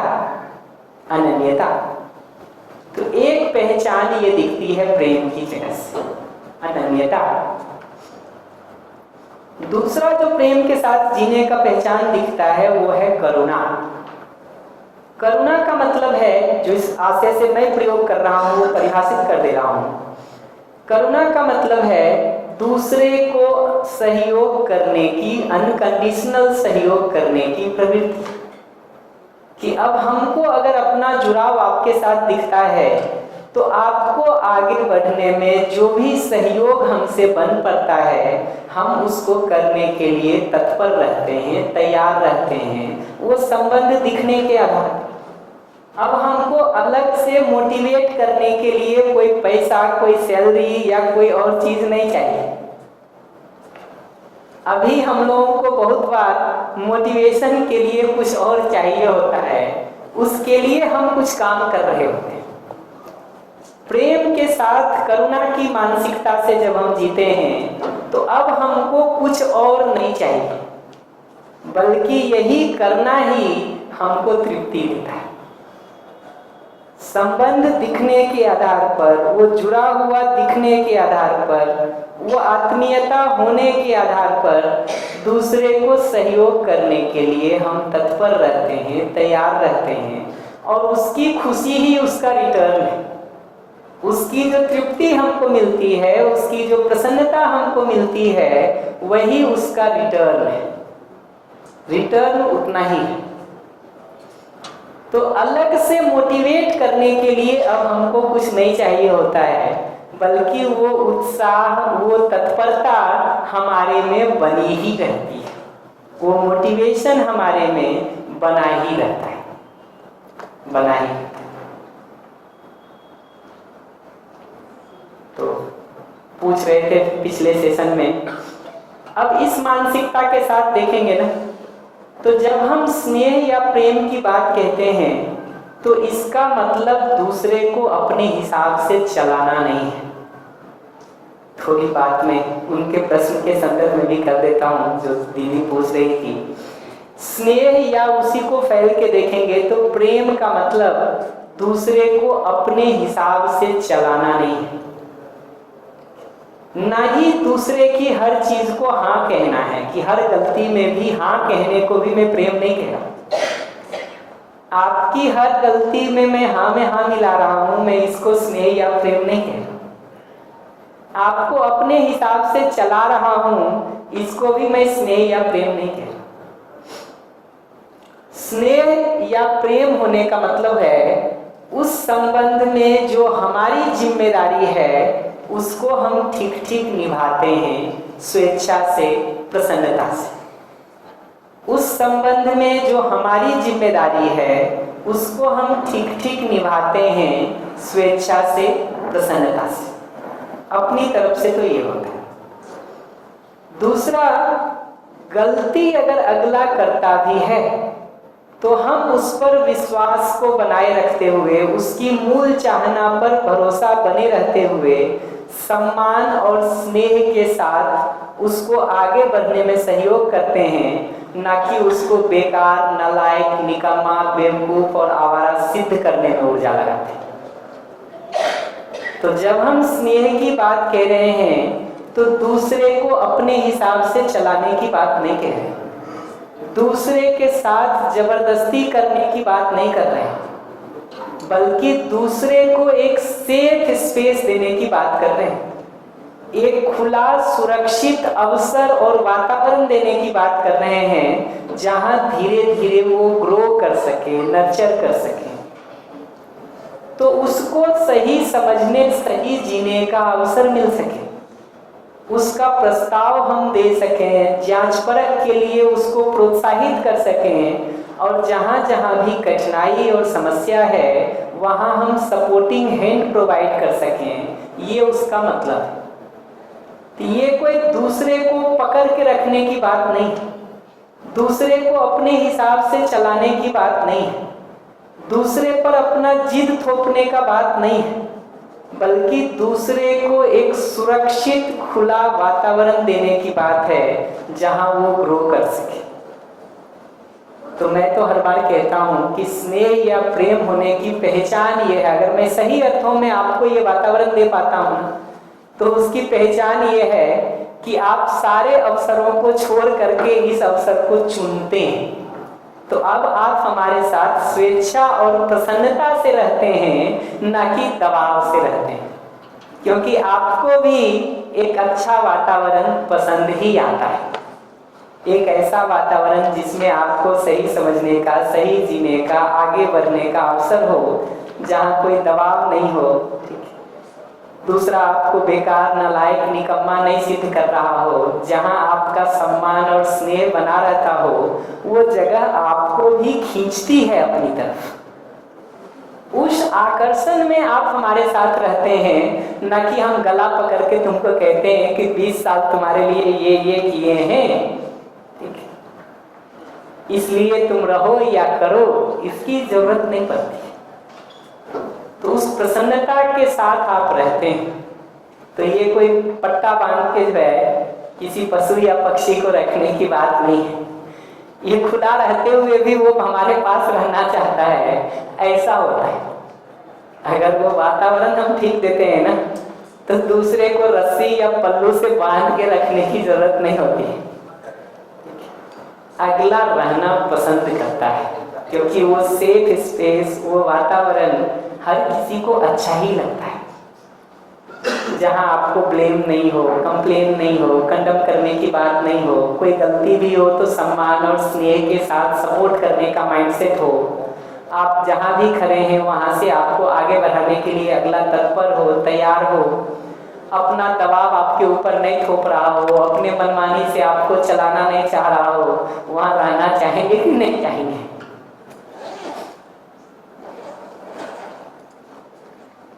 तो इतना हमको कहना था आपके बात के उत्तर में।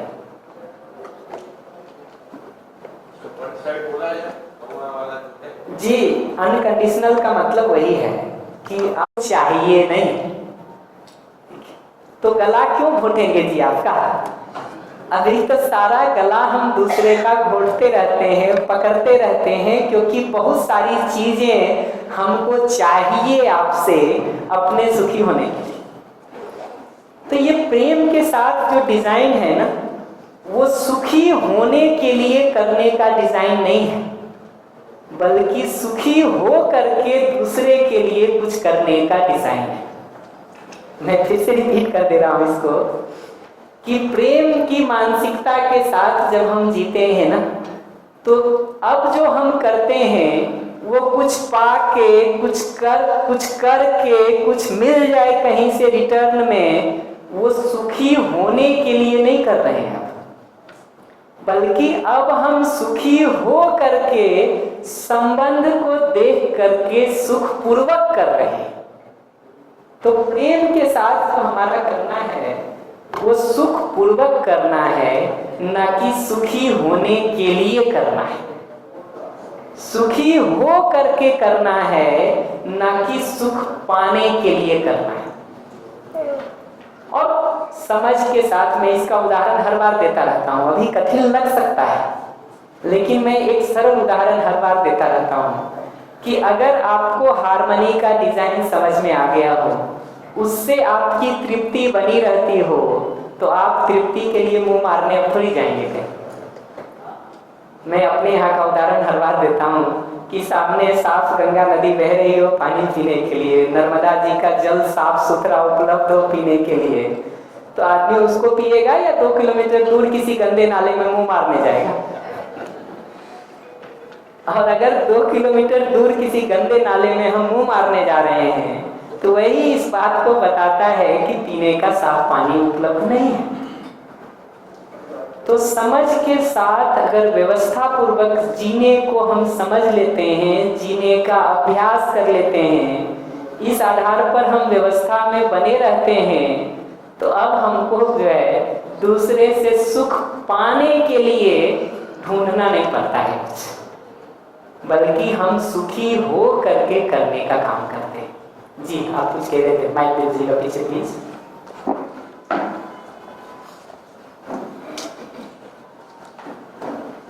नमस्ते। अगर करुणा अनकंडीशनल है, अनकंडीशनल सहयोग है, तो फिर समर्पण क्या है? समर्पण एक दूसरा शब्द और है उसको ओपन करेंगे ना, तो सही अर्थों में जिनके प्रति हमारी श्रद्धा होती है, जिनके प्रति हमारी श्रद्धा होती है, उनसे प्रेरणा ग्रहण करने के लिए जो हम तत्पर रहते हैं बिना कोई शर्त अपनी तरफ से बांधे हुए, वो समर्पण है।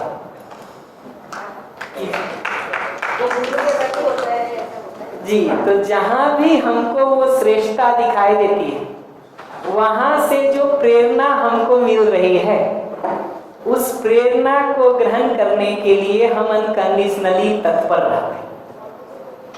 वो भी बड़ी चीज है।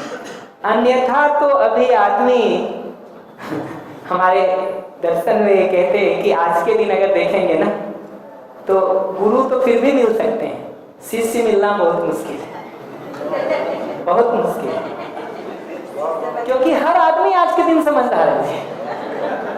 ठीक है, वो एक समय लगता है धीरे धीरे, जब वो मानता है कि हाँ भाई कुछ ठीक होने की भी जरूरत है। सब जगह दिखता है। मैं कुछ गुरुकुलों में रहा, कुछ मतलब अलग अलग जगहों पर, कुछ संस्थाओं में रहा। बड़े बड़े लोग जिनके लाखों फॉलोअर हैं, दूर दूर से लोग दंडवत करते हैं। वो जो दंडवत करके जाता है ना, वो भी बाहर जाके ये कहता है कि इन 3 चीजों में तो गुरु जी को नहीं समझ में आता है, हमें समझ में आता है।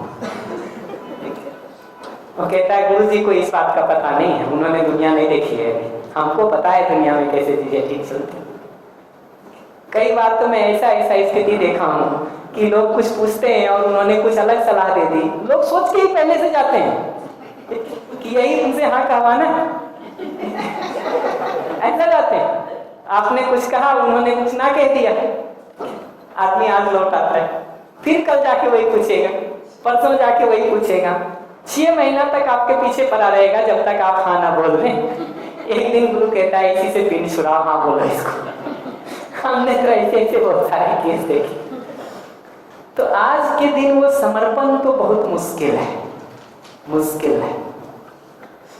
सही अर्थों में हमारे जितने तरह के भी तर्क होते हैं ना, वो तर्क जितना जितना शांत होता जाता है। आज कैसे समर्पण हो सकता है उसका उपाय बता रहा हूं। ये तर्क जितना जितना शांत होता जाता है, शांत होता जाता है, उतना उतना उस वस्तु के प्रति हमारी गहराई और गंभीरता बढ़ती जाती है, बढ़ती जाती है। उस क्रम में अगर हमारे सभी तर्क और शंकाएं खत्म हो जाएं, तो श्रद्धा और उसके फल में समर्पण संभव है, संभव है। जब तक वो तर्क अपने में बचा रहता है, शंका अपने में बची रहती है, डाउट अपने में बचा रहता है, तब तक समर्पण कोई करता भी है तो आधे अधूरे मन से करता है।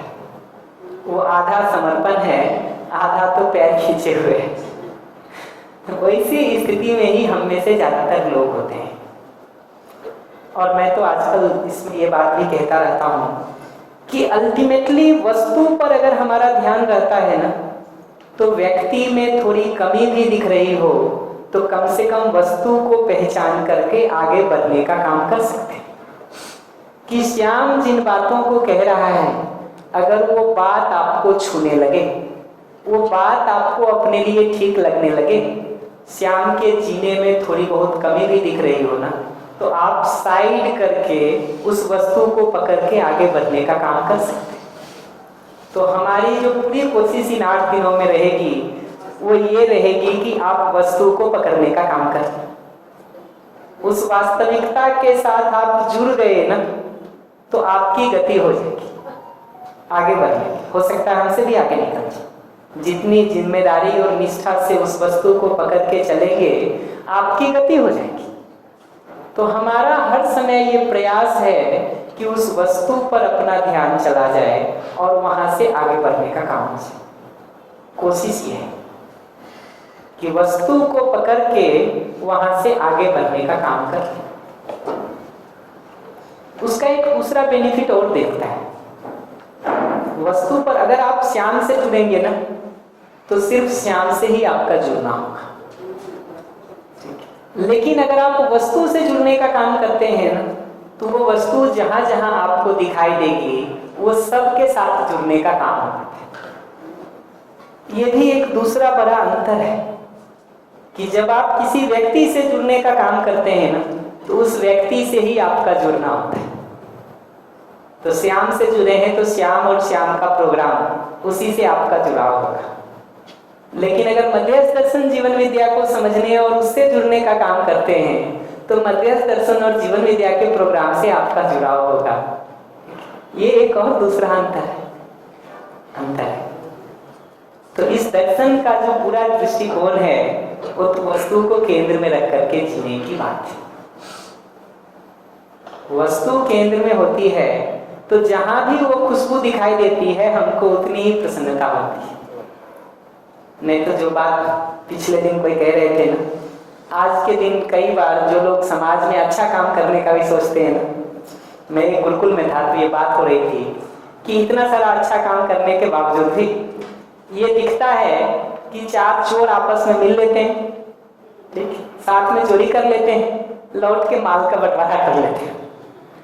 लेकिन ये तथाकथित अच्छे लोगों को आप देखेंगे ना, तो ज्यादातर समय संघर्ष में दिखाई देंगे, संघर्ष में दिखाई देंगे।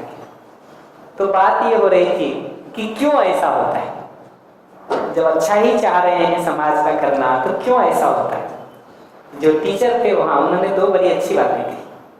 उन्होंने कहा पहली समस्या तो ये होती है कि अच्छा तो हो, लेकिन जिस संस्था से मैं जुड़ा हूँ उसके माध्यम से, तो आपने कुछ अच्छा कर दिया तो उसका महत्व नहीं है।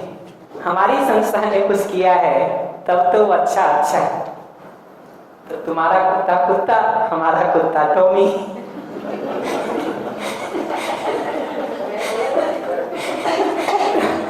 तो ऐसा चलता है, फिर वो ऐसा चलता है कि वो हो तो हमारी संस्था कर रही है तब तो कुछ अच्छा हो रहा है, कोई दूसरा कर रहा है तो तो सब ऐसे ही है जी, बेकार जी रहे हैं, कुछ फालतू कर रहे हैं, समय खराब कर रहे हैं।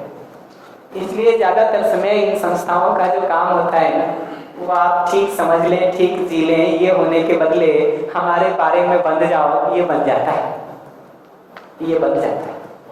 और मैं कोई स्पेसिफिक किसी के लिए नहीं कह रहा हूँ, अपवाद सब जगह होते होंगे, मैं तो जनरल बात कह रहा हूँ कि कैसा चलता है। जी, सामुदायिकता है, वो ठीक कह रहे हैं, अच्छा शब्द दिया है आपने, सामुदायिकता है, समुदाय चेतना है। ऐसे ही दूसरी बात, पहला तो ये दिखता है कि अच्छा हो हमारी संस्था के माध्यम से। जब वो संस्था के अंदर बात आती है ना, फिर होता है संस्था में अच्छा तो हो, संस्था में भी मेरे हाथ से हो तब तो ठीक है। तुमने पौधा लगाया तो उसका कोई मतलब नहीं है, हमने लगाया है तब तो मतलब है। तो नेम प्लेट उस पर हमारा होना चाहिए। वही, इतना खुला सोच सके तो प्रॉब्लम नहीं है, फिर प्रॉब्लम नहीं है। तो ध्यान हमारा कई बार इस बात से हट जाता है कि मुद्दा है धरती पे 30% वन होना या 40% वन होना। वो मुद्दा इस बात पे चला जाता है कि वन के ऊपर हमारा नेम प्लेट लगा हुआ हो। वो चीजें वहां जाके उलझ जाती है। तो बात यही हो रही थी कि अच्छाई चाहते तो हैं, लेकिन समस्या यहाँ है कि वो इन्हीं पवित्र हाथों से हो। यहाँ जाके चीजें फंस जाती हैं कि यही पवित्र हाथ से होना जरूरी है। हमको समझना जरूरी है कि सामाजिक काम तो समाज में सबके सहयोग से ही होगा। इन्हीं हाथों से करना चाहेंगे, कभी नहीं होगा, कभी नहीं होगा। हम इंश्योर कर रहे हैं कि ये कभी नहीं हो सकता है। वो तख्तियां लगाते हैं इनके कर कपड़ों द्वारा। जी, और क्या होता है, अपने कर पर, कर कहते हैं हाथ को, अपने कर पर भरोसा नहीं है कि कमल है वो, तो लिखे इतने के बाद जब दूसरे लोग कहते हैं ना तो भरोसा हो जाता है, अच्छा यही कमल है। आदमी का भरोसा अभी अपना हाथ देख के नहीं होता कि ये कमल है। जब 150 लोग कह देते हैं, 4 तख्तियां लग जाती हैं, तब उसको लगता है अच्छा कमल यही था। तो डिजाइन ऐसा हो गया है, डिजाइन ऐसा हो गया है। इनके कमेंट के साथ हम आगे बढ़ेंगे।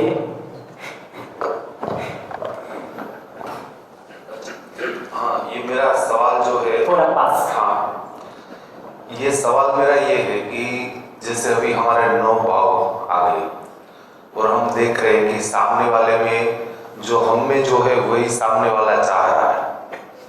और एक बात हमारे शास्त्रों में आज से हजारों सालों से हम सुनते आ रहे हैं कि आप में भी भगवान है। अल्टीमेट बात हमने कर दी, भगवान।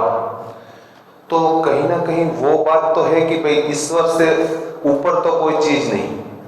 तो जिन लोगों के दिमाग में वर्षों से ये बात है कि भाई भाव नहीं देखे उसने, और एक बात है कि ईश्वर आप में है, फिर वो चाहे कैसा भी इंसान हो, फिर भी अगर हमें तो पता ही है सबको बचपन से कि सामने वाले में, हमारे में, सब में ईश्वर है, वो अल्टीमेट बात पता होने के बावजूद भी हम तो वो देख नहीं पा रहे हैं जी। और दर्शन जो बात कह रहा है, जैसे 9 भाव हम देख रहे हैं, तो ये कैसे डिफरेंस है और दर्शन कैसे काम कर सकेगा, जबकि हमने बड़ी से बड़ी बात देखने की बात तो कह दी है। हर समय देख ले हम कि सामने वाले में ईश्वर है, मेरे में ईश्वर है। तो एक आदमी है वो पूरे दिन पूरे समय वो भाव देख के सामने वाले को कैसे देख सकेगा। और ये ट्रस्ट नागराज जी को आपको कैसे हुआ कि हाँ भाई ये उससे भी बड़ी बात है और ये काम हो सकता है? अगर ये मेरा सवाल वाजिब है तो जवाब दीजिए। थोड़ा उत्तर दे देता हूँ, बहुत डिटेल नहीं करता हूँ, बहुत डिटेल करना होगा तो परसों कर देंगे। थोड़ा उत्तर तो ही दे देता हूँ। क्या होता है कि सामान्यतः, और मैं स्पेसिफिक कमेंट नहीं करूँगा, जिस ईश्वर को आधार बना करके हम जीने की बात किए ना, उस ईश्वर का ठीक ठीक पता न हमको है न आपको है। तो अपने ही मन का आधा हिस्सा उस पर भरोसा करता है, अपने ही मन का आधा हिस्सा उस पर शंका करता है। और ये हमेशा होगा, बिना जाने मानने का काम अगर कर रहे हैं तो आधा मन उसको स्वीकारता है, आधा मन उसके विरोध में खड़ा होता है। आधा मन तो कहता है कि इधर पर हो, आधा मन कहता है यार क्या पता जो लोग कर रहे हैं वही ठीक होगा, ऐसा ना हो कि दुविधा में दो गए, हिंदी में कहते दुविधा में दोनों गए माया मिली न राम। ये हमेशा मन में बना रहता है। और जब मन में वो बना रहता है ना, तो हमारी स्थिति ऐसी होती है कि एक कदम आगे बढ़ते हैं, दो कदम आगे बढ़ते हैं, फिर दो कदम पीछे बढ़ते हैं। पूरी जिंदगी ऐसा कदम ताल करते रही है। हिंदी में कहते चले दिन भर पहुंचे 2.5 कोस। 2.5 कोस जानते हैं? 2.5 कोस, वो मापने का यूनिट। तो चले दिन भर पहुंचे 2.5 कोस। 2.5 कोस भी नहीं पहुंचते हैं, तो फिर भी 2.5 कोस पहुंच गए। वो ऐसा हमारा डिजाइन हो जाता है। तो कठिनाई वहाँ ये है। यहाँ पर जो कोर बात कह रहे हैं वो ये कि तर्क संगत ढंग से वस्तु को समझा जा सकता है। मानव के रूप में स्वयं को जितना जितना समझते जाते हैं उतना उतना शुभ की चाहना हम में है। ये बात आप अपने में देख सकते हैं, मैं अपने में देख सकता हूँ, ये अपने में देख सकते हैं, ये अपने में देख सकते हैं। तर्क संगत ढंग से और फिर अपने में देख करके ये भरोसा जब हमको बन जाता है जिन जिन चीज़ों के बारे में भी, फिर पूरी दुनिया भी कुछ कहे हमारा उससे हिलने या हटने का काम नहीं होता है। नहीं, भरोसा यहाँ से बन रहा है हमको या नागराज जी को या किसी और को, कि अपने ऑब्जर्वेशन में ही जब वो बात आती है, तर्क से भी वो बात हमको ठीक लगती है, तो अब उसको जीने के अलावा हमारे पास कोई और उपाय नहीं बचता, उपाय नहीं बचता है। तो ऑब्जर्वेशन से भी वो बात दिख रही है, तर्क से भी वो बात दिख रही है, वही हमको अपने में सही दिख रहा है, उसी को जीने में अच्छा भी लग रहा है, तो सही भी वही है, सुख भी उसी में लग रहा है। आदमी भाग के जाएगा कहाँ, जाएगा कहाँ? और अपने साथ ये जितना जितना घटित होता है उतना भरोसा बनता है कि दूसरे लोग भी कर सकते हैं। ये शिविरों पर हमको कैसे भरोसा बना के कर सकते हैं? मैं किसी समय खुद उस जगह पे बैठा हुआ था और हमको वहाँ बैठे हुए बात समझ में आ गई, ठीक है? तो मैं मानता हूँ कि जो आज वहाँ बैठा है वो भी समझ सकता है, वो भी समझ सकता है। हम खुद उसी प्रोसेस से गुजर के आए हैं, तो हमको भरोसा बनता है कि हाँ ये प्रोसेस काम करता है। हम किसी और रास्ते से आगे होते तो हमको इस रास्ते पे डाउट हो सकता था, लेकिन हम तो इसी रास्ते से चल के आए हैं, तो हमको क्यों इस रास्ते पे डाउट होगा? तो ये आधार है। पूछिएगा भरोसे का आधार क्या है, तो ये आधार। अंतिम बात जो मैं मजाक में कहता हूँ हर बार, वो ये कि जितना जितना ये अस्तित्व को समझते जाते हैं ना, उतना उतना ये दिखता है कि करने के लिए इससे बेहतर कुछ काम नहीं है जी, क्या करें? और तो हम तो मजबूर हैं जी इसको करने के लिए, करें क्या?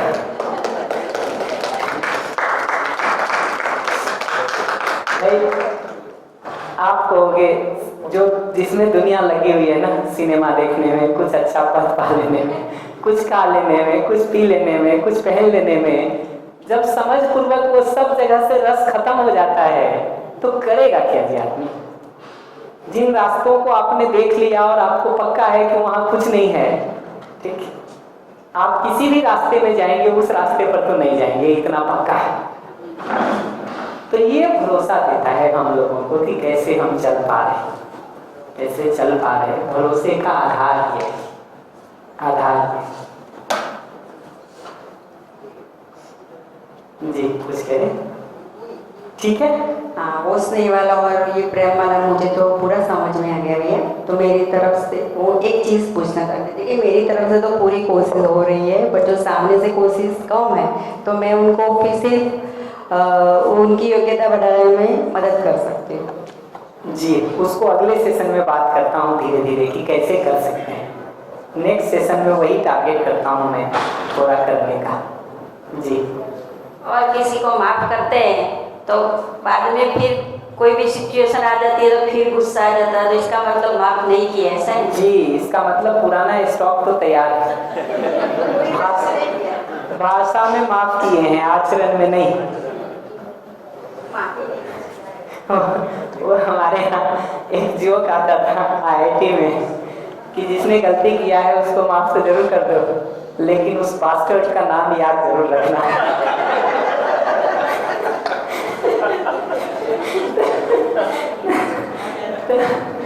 तो अभी जो हम कर रहे होते हैं ना, वो ऐसा ही कर रहे होते हैं, ऐसा ही कर रहे होते हैं। माइक किधर है?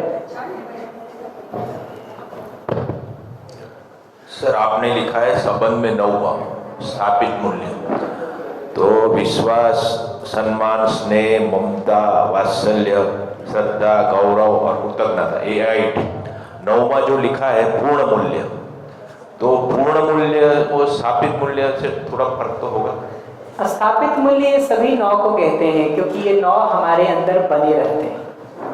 और प्रेम को पूर्ण इसलिए कह रहे हैं कि वहाँ अगर हर किसी के साथ ही हमको वो संबंध दिख रहा है, हर किसी के साथ हमारा अनकंडीशनल जीना हो रहा है, तो उसमें बाकी सब समाये हुए, उसमें विश्वास भी है, उसमें सम्मान भी है, उसमें स्नेह भी है, उसमें ममता भी है, उसमें वात्सल्य भी है, उसमें कृतज्ञता भी है, उसमें गौरव भी है, उसमें श्रद्धा भी है। ये सब समाया हुआ है। अगर हमारा जीना प्रेम पूर्वक हो गया है तो उसमें बाकी सब समाये हुए हैं, समाहित हैं। इस रूप में उसको पूर्ण मूल्य कहा है। और विश्वास को आधार मूल्य कहा है, क्योंकि अगर हमारा एक दूसरे के ऊपर मूल रूप में शंका ही है तो आगे संबंध क्या होगा? फिर तो जो आप कहते हो उसको हम डाउट से सुनते हैं, जो हम कहते हैं उसको आप डाउट से सुनते हो, बात ही नहीं बढ़ेगी ना कुछ आगे। एक दूसरे के ऊपर शंका के साथ 1 मिनट भी जीना नहीं हो सकता, कैसे हो? तो इसीलिए विश्वास को आधार कहा, फाउंडेशन कहा। वो आधार ही खत्म हो गया तो बिल्डिंग कितनी भी दिख रही हो किसी काम की नहीं है, वो ताश के पत्तों जैसा है, हवा का एक झोंका चाहिए उसको गिरने के लिए। आधार नहीं है, फाउंडेशन नहीं। और जो सर पति पत्नी का, भाई बहन का और मित्र का जी, और जो भाव अलग पड़ जाते हैं वहाँ, और जो प्रेम है वो उसमें आ जाएगा सब। जी, तो यहाँ पर जो है प्रेम में तो हर किसी के साथ जुड़ा होना है। किसी भी संबंध में ये विश्वास, सम्मान, स्नेह प्रमुख हो जाता है।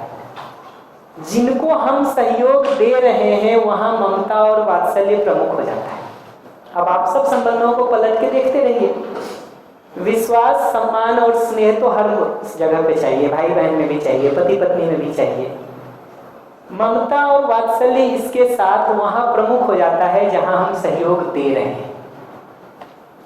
तो हो सकता है बच्चों को सहयोग दे रहे हैं, हो सकता है अपने छोटे भाई बहन के सहयोग दे रहे हैं। श्रद्धा, गौरव और कृतज्ञता वहां प्रमुख हो जाता है जहां हमको सहयोग मिल रहा है। हो सकता है माता पिता के लिए प्रधानता से हो सकता है गुरु के लिए प्रधानता से हो, टीचर्स के लिए हो।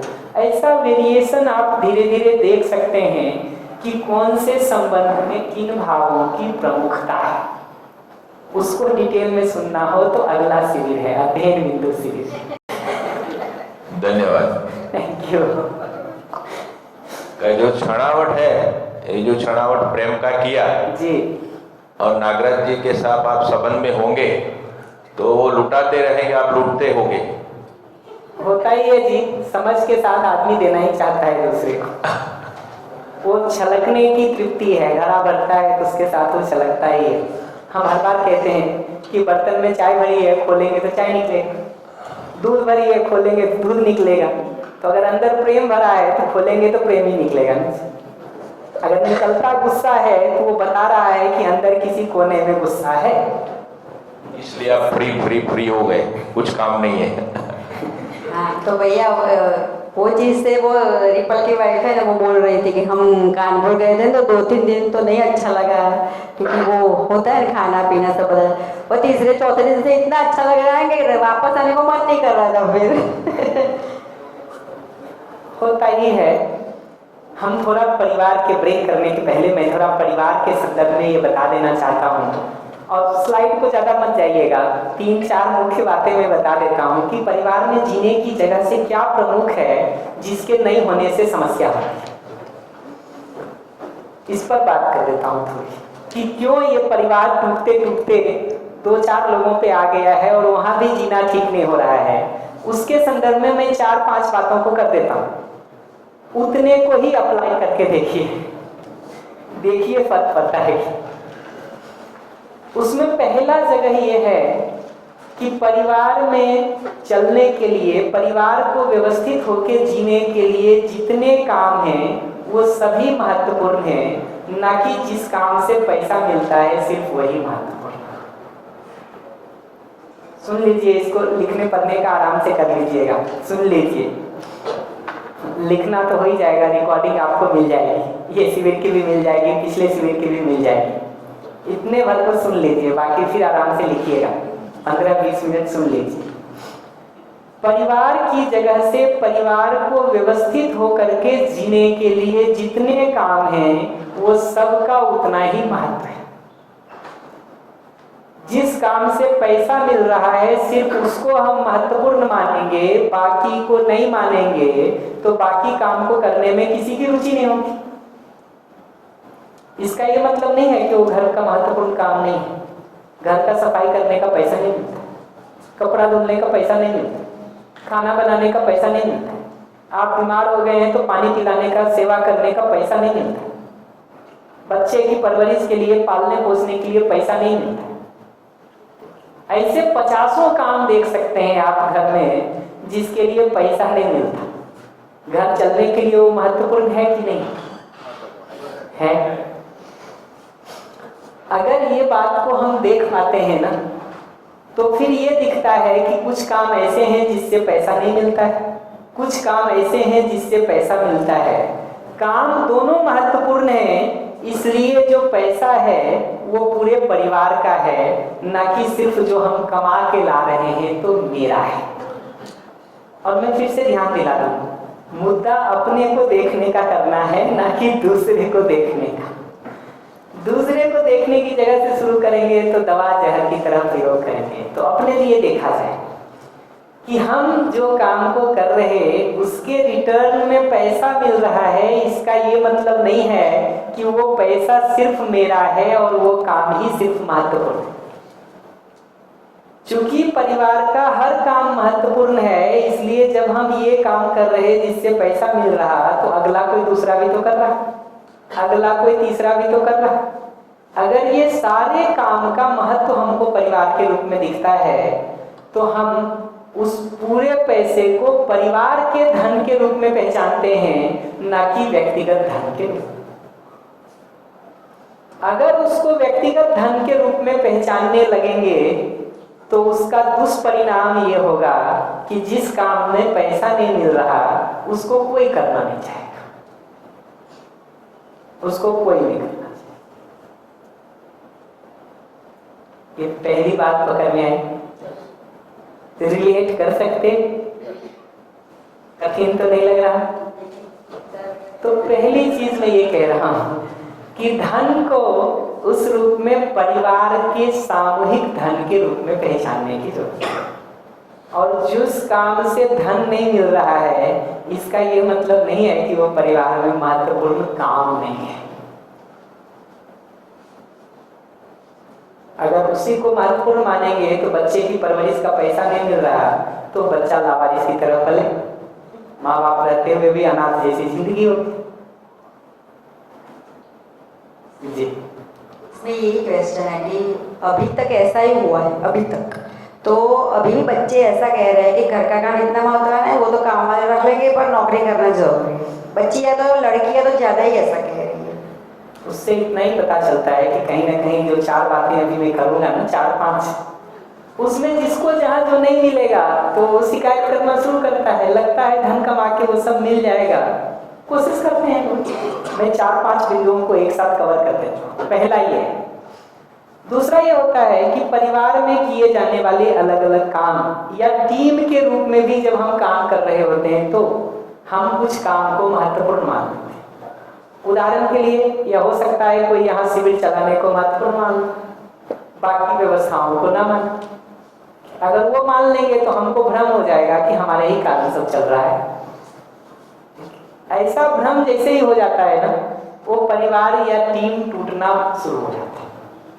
हमको ये पहचानना जरूरी है। हमारे सुनील बजाज जी, राइट, वो कह रहे थे नींव के पत्थर का भी हम उतना ही महत्व देते हैं जितना छत के उसका पत्थर का। याद है हमको जी।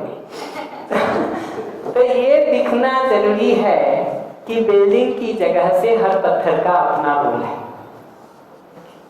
तो भले किसी काम को लेकर के हमको प्रशंसा मिल रही है, हमको सराहना मिल रही है, हमको यश मिल रहा है, हमको ये पहचानने की जरूरत है कि वस्तुतः वो यश पूरे परिवार का या पूरे टीम का यश है। उसका वितरण, उसका बंटवारा पूरे टीम में होने की जरूरत है। तो हमारा हर आचरण, हमारा हर व्यवहार इस बात को इंगित कर सके कि भले अवार्ड किसी एक को मिला हो, भले खड़ा हो करके कोई एक व्यक्ति बात कर रहा है या दूसरा कर रहा, 3 कर रहे, 10 कर रहे, बट जितने लोग उसमें लगे हुए हैं वो सबको उस यश का बराबर भागीदारी होना जरूरी है।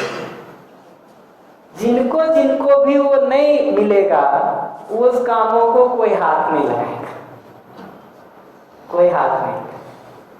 तो बहुत बार इन सामाजिक कामों में देखेंगे ना, एक संस्था है जिसमें कहते मंच, माला, माइक और ऐसा क्या तो 2 चीज है, 5 माँ कहते हैं कि मंच, माला, माइक इससे दूर रहना जरूरी है। नहीं तो कई बार हम जाते हैं मंच, माला, माइक को पकड़ने के लिए, धीरे से पता चलता है कि माइक हमको पकड़ लेता है। फिर चोरी नहीं पाते हैं लोग, छूटता ही नहीं है हाथ से, न वो कुर्सी छूटती है, न वो माला छूटता है, न वो माइक छूटता है। कई मंचों पर तो मैंने इस बात का विवाद होते देखा है कि वो सेंटर टेबल में तो नहीं बैठेंगे। मान लीजिए मोदी जी आके बैठ रहे, कोई एक बैठ रहे, उदाहरण ले रहा हूं मैं, तो वो बैठेंगे, उनकी बगल वाली कुर्सी में कौन बैठेगा उसको लेके भी झगड़ा होता है। माइक माइक माइक ये आप 5 माँ बोले थे ना, 3 ही है। 2 मुझे याद नहीं, 2 मुझे याद नहीं, वही तो कह रहा हूँ 5 था, मुझे 3 ही याद आ रहा। बट और बात मैं तो अभी ये कह रहा हूँ कि यश जो हमको मिलती है, पहचान जो हमको किसी काम का मिलता है, उसमें पूरे परिवार की पहचान के रूप में, पूरे परिवार के यश के रूप में उसको देखने की जरूरत है, न कि व्यक्तिगत रूप। तो धन सामूहिक, सभी काम का महत्व वैसा ही, और दूसरा यश सामूहिक। धन सामूहिक, यश या पहचान जो हमको मिलता है वो सामूहिक। ठीक, 2 बातें पकड़ में आई, बढ़िया। तीसरा जो जरूरत है ना वो ये है कि निर्णय जो हम लेते हैं, डिसीजंस जो हम लेते हैं, वो निर्णय प्रक्रिया के भी सबको मिल करके सामूहिक रूप से लेने की जरूरत है।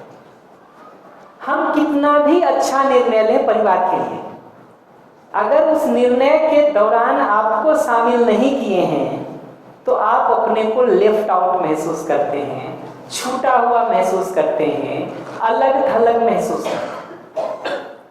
निर्णय ठीक लेंगे तब भी आप छूटा हुआ महसूस करते हैं। अलग थलग महसूस करते हैं। मन में ये भाव उठता है कि मैं गुलाम हूँ क्या, कि ये सब निर्णय लेके हमको चला देते हैं, हर बार हमको इन्हीं के हिसाब से चलते रहना पड़ेगा क्या, मेरी अपनी भी कोई जिंदगी नहीं होगी क्या। ऐसे सारे विचार उठने शुरू हो जाते हैं, क्योंकि निर्णय प्रक्रिया में जिसकी भी भागीदारी नहीं होगी वो अपने को उपेक्षित महसूस करता है। उपेक्षित होता गुजराती में, थैंक यू। वो अपने को उपेक्षित महसूस करता है, और उपेक्षित महसूस करेगा तो परेशान होगा ही।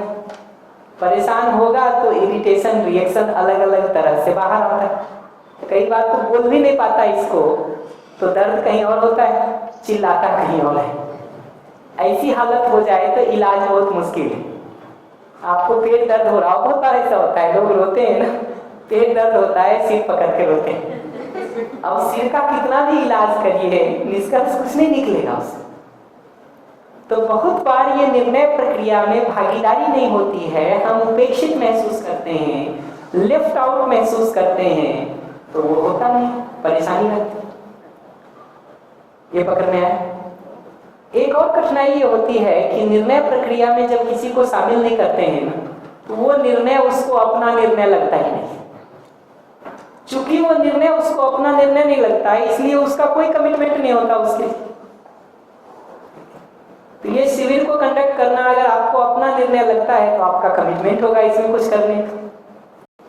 जो आपको अपना निर्णय वो नहीं लगता है, ठीक, तो कमिटमेंट भी उतना नहीं होता।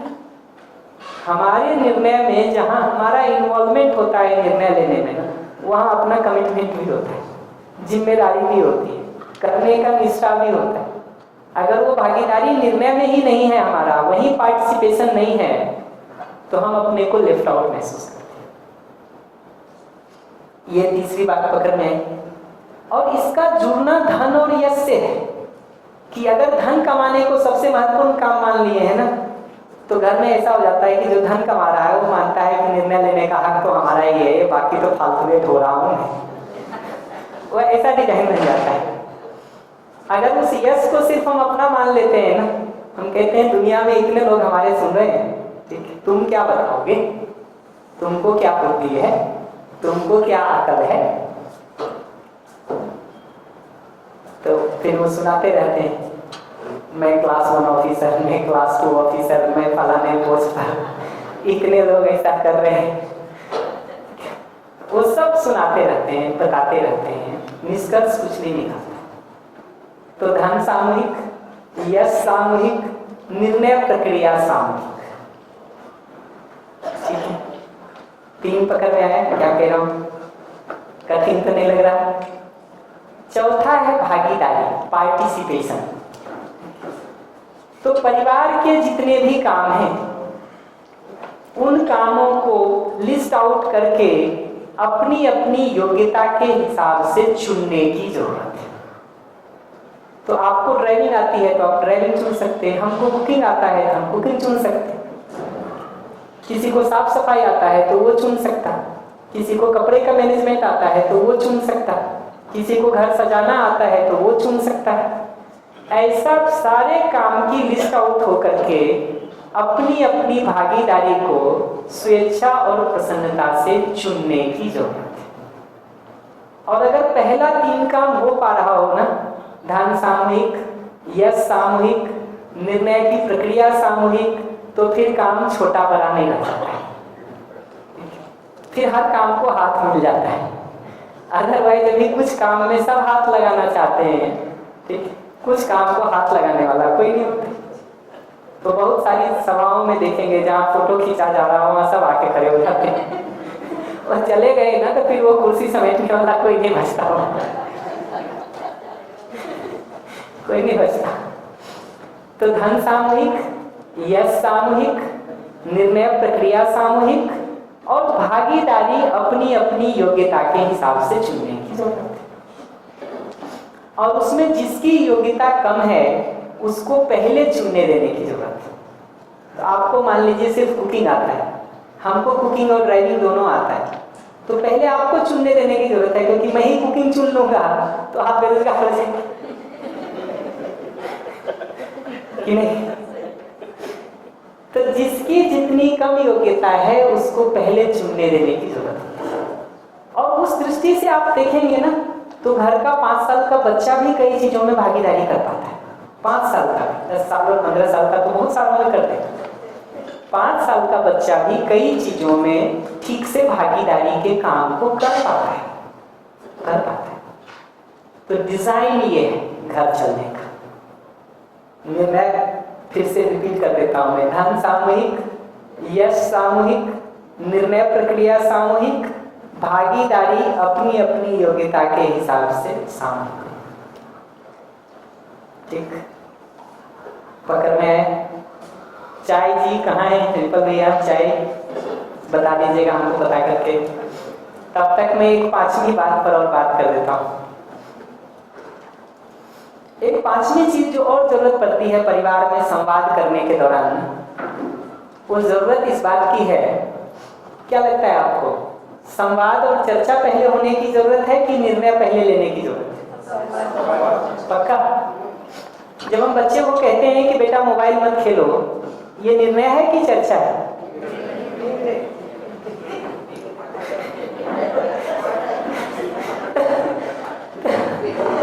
घर में आप देखेंगे ना, छोटी से छोटी चीज में, घर से लेके ऑफिस तक हमारा डिजाइन ऐसा हो गया है कि हम निर्णय से शुरू करते हैं।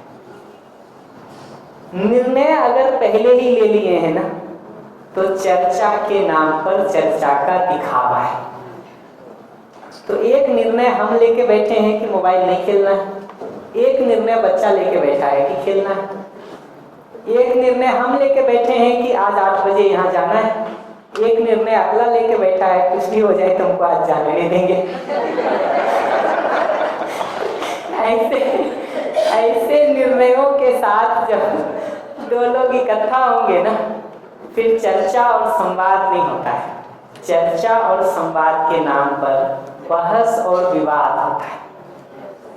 बहस और विवाद होता है। और सारे बहस और विवाद में हम ये बता रहे होते हैं कि मैं सही हूं तुम गलत हो। सारे बहस और विवाद में हम ये बता रहे होते हैं कि चलेगी तो आज हमारी ही, चाहे कुछ भी हो जाए। और सबके अपने अपने तरीके हैं। पति का अपना तरीका है, पत्नी का अपना तरीका है, बॉस का अपना तरीका है, सबऑर्डिनेट का अपना तरीका है, बच्चे का अपना तरीका है। जरूरी नहीं है कि जो ताकत हो, सब पूरा एक्टर है ना, सबके पास अपना तरीका है। एक बच्चा भी जानता है कि माँ बाप से कैसे मनवाना है। आज के दिन ज्यादातर समय घर का काम जो है ना, माँ बाप के हिसाब से नहीं चलता, वो बच्चे के हिसाब से चलता है, क्योंकि वो जानता है कि मनवाना कैसे है, वो जानता है। ऐसे ही ऑफिस में भी देखिएगा ना, कुछ काम तो बॉस के हिसाब से होते हैं, बट कुछ काम जो स्टाफ और सबऑर्डिनेट होता है ना, वो अपने हिसाब से करवा ही लेता है। कुछ भी कर लीजिए आप, अगर उसने खूंटा काट दिया किसी जगह पर, होता फिर वैसे ही, वैसे ही आप क्या कर लेंगे? तो ये दिखता है कि ये जिद करने का डिजाइन तो हर किसी के पास है। हम आज के दिन निर्णय लेके जब चर्चा में जा रहे हैं ना, तो चर्चा और संवाद संभव ही नहीं। फिर वहां पर तो बहस और विवाद ही होता है, हो सकता है। शुरू कहां से करना होता है चर्चा को, उस पर मैं अगले सेशन में बात करूंगा, अभी नहीं करता हूं, पर ध्यान दिला देता हूं थोड़ा, सिर्फ क्लोज करने के लिए टॉपिक को। शुरू यहां से करना होता है कि हमारे कंसर्न्स क्या है, हमारी जरूरतें क्या है, हमारी नीड्स क्या है, क्यों हम इस काम को चाह रहे हैं, उसके पीछे का हमारा पर्पस क्या है, उद्देश्य क्या है। वहां से चर्चा को शुरू करेंगे ना तो हमारी आपकी बात हो सकती है। क्योंकि बहुत बार उस पर्पस की जगह से शुरू करेंगे ना तो हम और आप सेम प्लेटफॉर्म पर आ सकते हैं। अन्यथा हम शुरू में ही 2 अपोजिट पार्टी बन के खड़े हो जाते हैं। आपने निर्णय ले लिया तो आप एक पार्टी, मैंने ये निर्णय ले लिया है तो मैं दूसरा पार्टी। अब ये 2 पार्टी टेबल के 2 साइड बैठ गए हैं, कितनी भी देर चर्चा करेंगे एक दूसरे को घायल करके उठेंगे, क्योंकि वो युद्ध के मैदान वाली स्थिति है। उसमें जितना देर 2 पार्टी रहेगा ईरान इजराइल का युद्ध चल रहा है, 15 दिन चलेगा तो कम नुकसान, 30 दिन चलेगा तो और ज्यादा, 7 दिन चलेगा तो और ज्यादा, साल भर चला तो तुम जीते चाहे कोई भी, नुकसान दोनों। तो ये दिखना जरूरी है कि अगर इस डिजाइन से हम चर्चा और संवाद करने लगे हैं तो चर्चा और संवाद कभी हो ही नहीं सकता है। वो हमेशा बहस होगा, हमेशा विवाद होगा, और फिर सारी कोशिश ये होती है कि कैसे मेरी बात तुम मान लो, बाय हुक और बाय क्रुक। सब तरह के डिजाइन्स हम उसके लिए बनाते रहते हैं, करते रहते हैं, घेर करके कैसे मनवा लें अगले से। घर में भी वही होता है, ऑफिस में भी वही होता है, बड़ी बड़ी बोर्ड मीटिंग्स में भी मैंने वही होते देखा है कि निर्णय के साथ ही हम बात को शुरू करते हैं। हमको वो डिजाइन भी नहीं आता है कि चर्चा करके कैसे निर्णय तक पहुंचे। डिसीजन इमर्ज होने की चीज पहले ही ले लिए तो बात क्या होगी जी। तो 5 बातें मैं कहा हूं, कह के मैं क्लोज कर रहा हूं सेशन को। पहला ये कि धन को सामूहिक रूप में पहचानने की जरूरत है। दूसरा, यश को सामूहिक रूप में पहचानने की जरूरत है।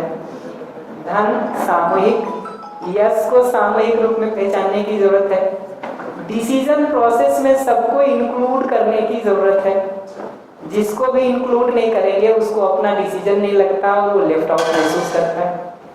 चौथा, भागीदारी सबको अपनी अपनी योग्यता के हिसाब से चुनने की जरूरत है, और उसमें जिसकी योग्यता जितनी कम है उसको पहले अवसर देने की जरूरत है। और 5वीं बात, चर्चा और संवाद जब कभी भी कर रहे हैं तो निर्णय से तो शुरू नहीं किया जाए। अगर निर्णय से ही शुरू कर रहे हैं तो चर्चा व्यर्थ। हरियाणवी में कहावत है, कहाँ गए हमारे करण जी, पंचों की राय की आंखों पर। पंच जानते थे, 5 लोग जो आए हैं कुछ वो करने के लिए, कहते हैं पंचों की राय सिर माथे पर, सब मानेंगे लेकिन नाला तो यहीं गिरेगा। और नाला बहना होगा कहीं घर के बाहर, कहा नाला तो यहीं से बहेगा, झगड़ा चल रहा होगा, पंचायत कहा पंचों की राय सब मानेंगे लेकिन नाला तो यहीं से जाएगा। अगर पहले ही तय हो गया कि नाला यहीं से जाएगा तो पंच करेंगे क्या, फिर करेंगे क्या। सोचा जाए आराम से, चाय पीते हुए ये सोचा जाए कि परिवार में अगर ये 5 चीजें ठीक हो जाए तो विवाद की क्या जगह बचेगी। इसको आराम से सोचा जाए कि अभी भी जितने विवाद हो रहे हैं वो इसी 5 में से किसी एक या अनेक के अभाव के कारण है कि नहीं। ब्रेक के दौरान इसको सोचा जाए। 11:30 बजे हम मिलते हैं।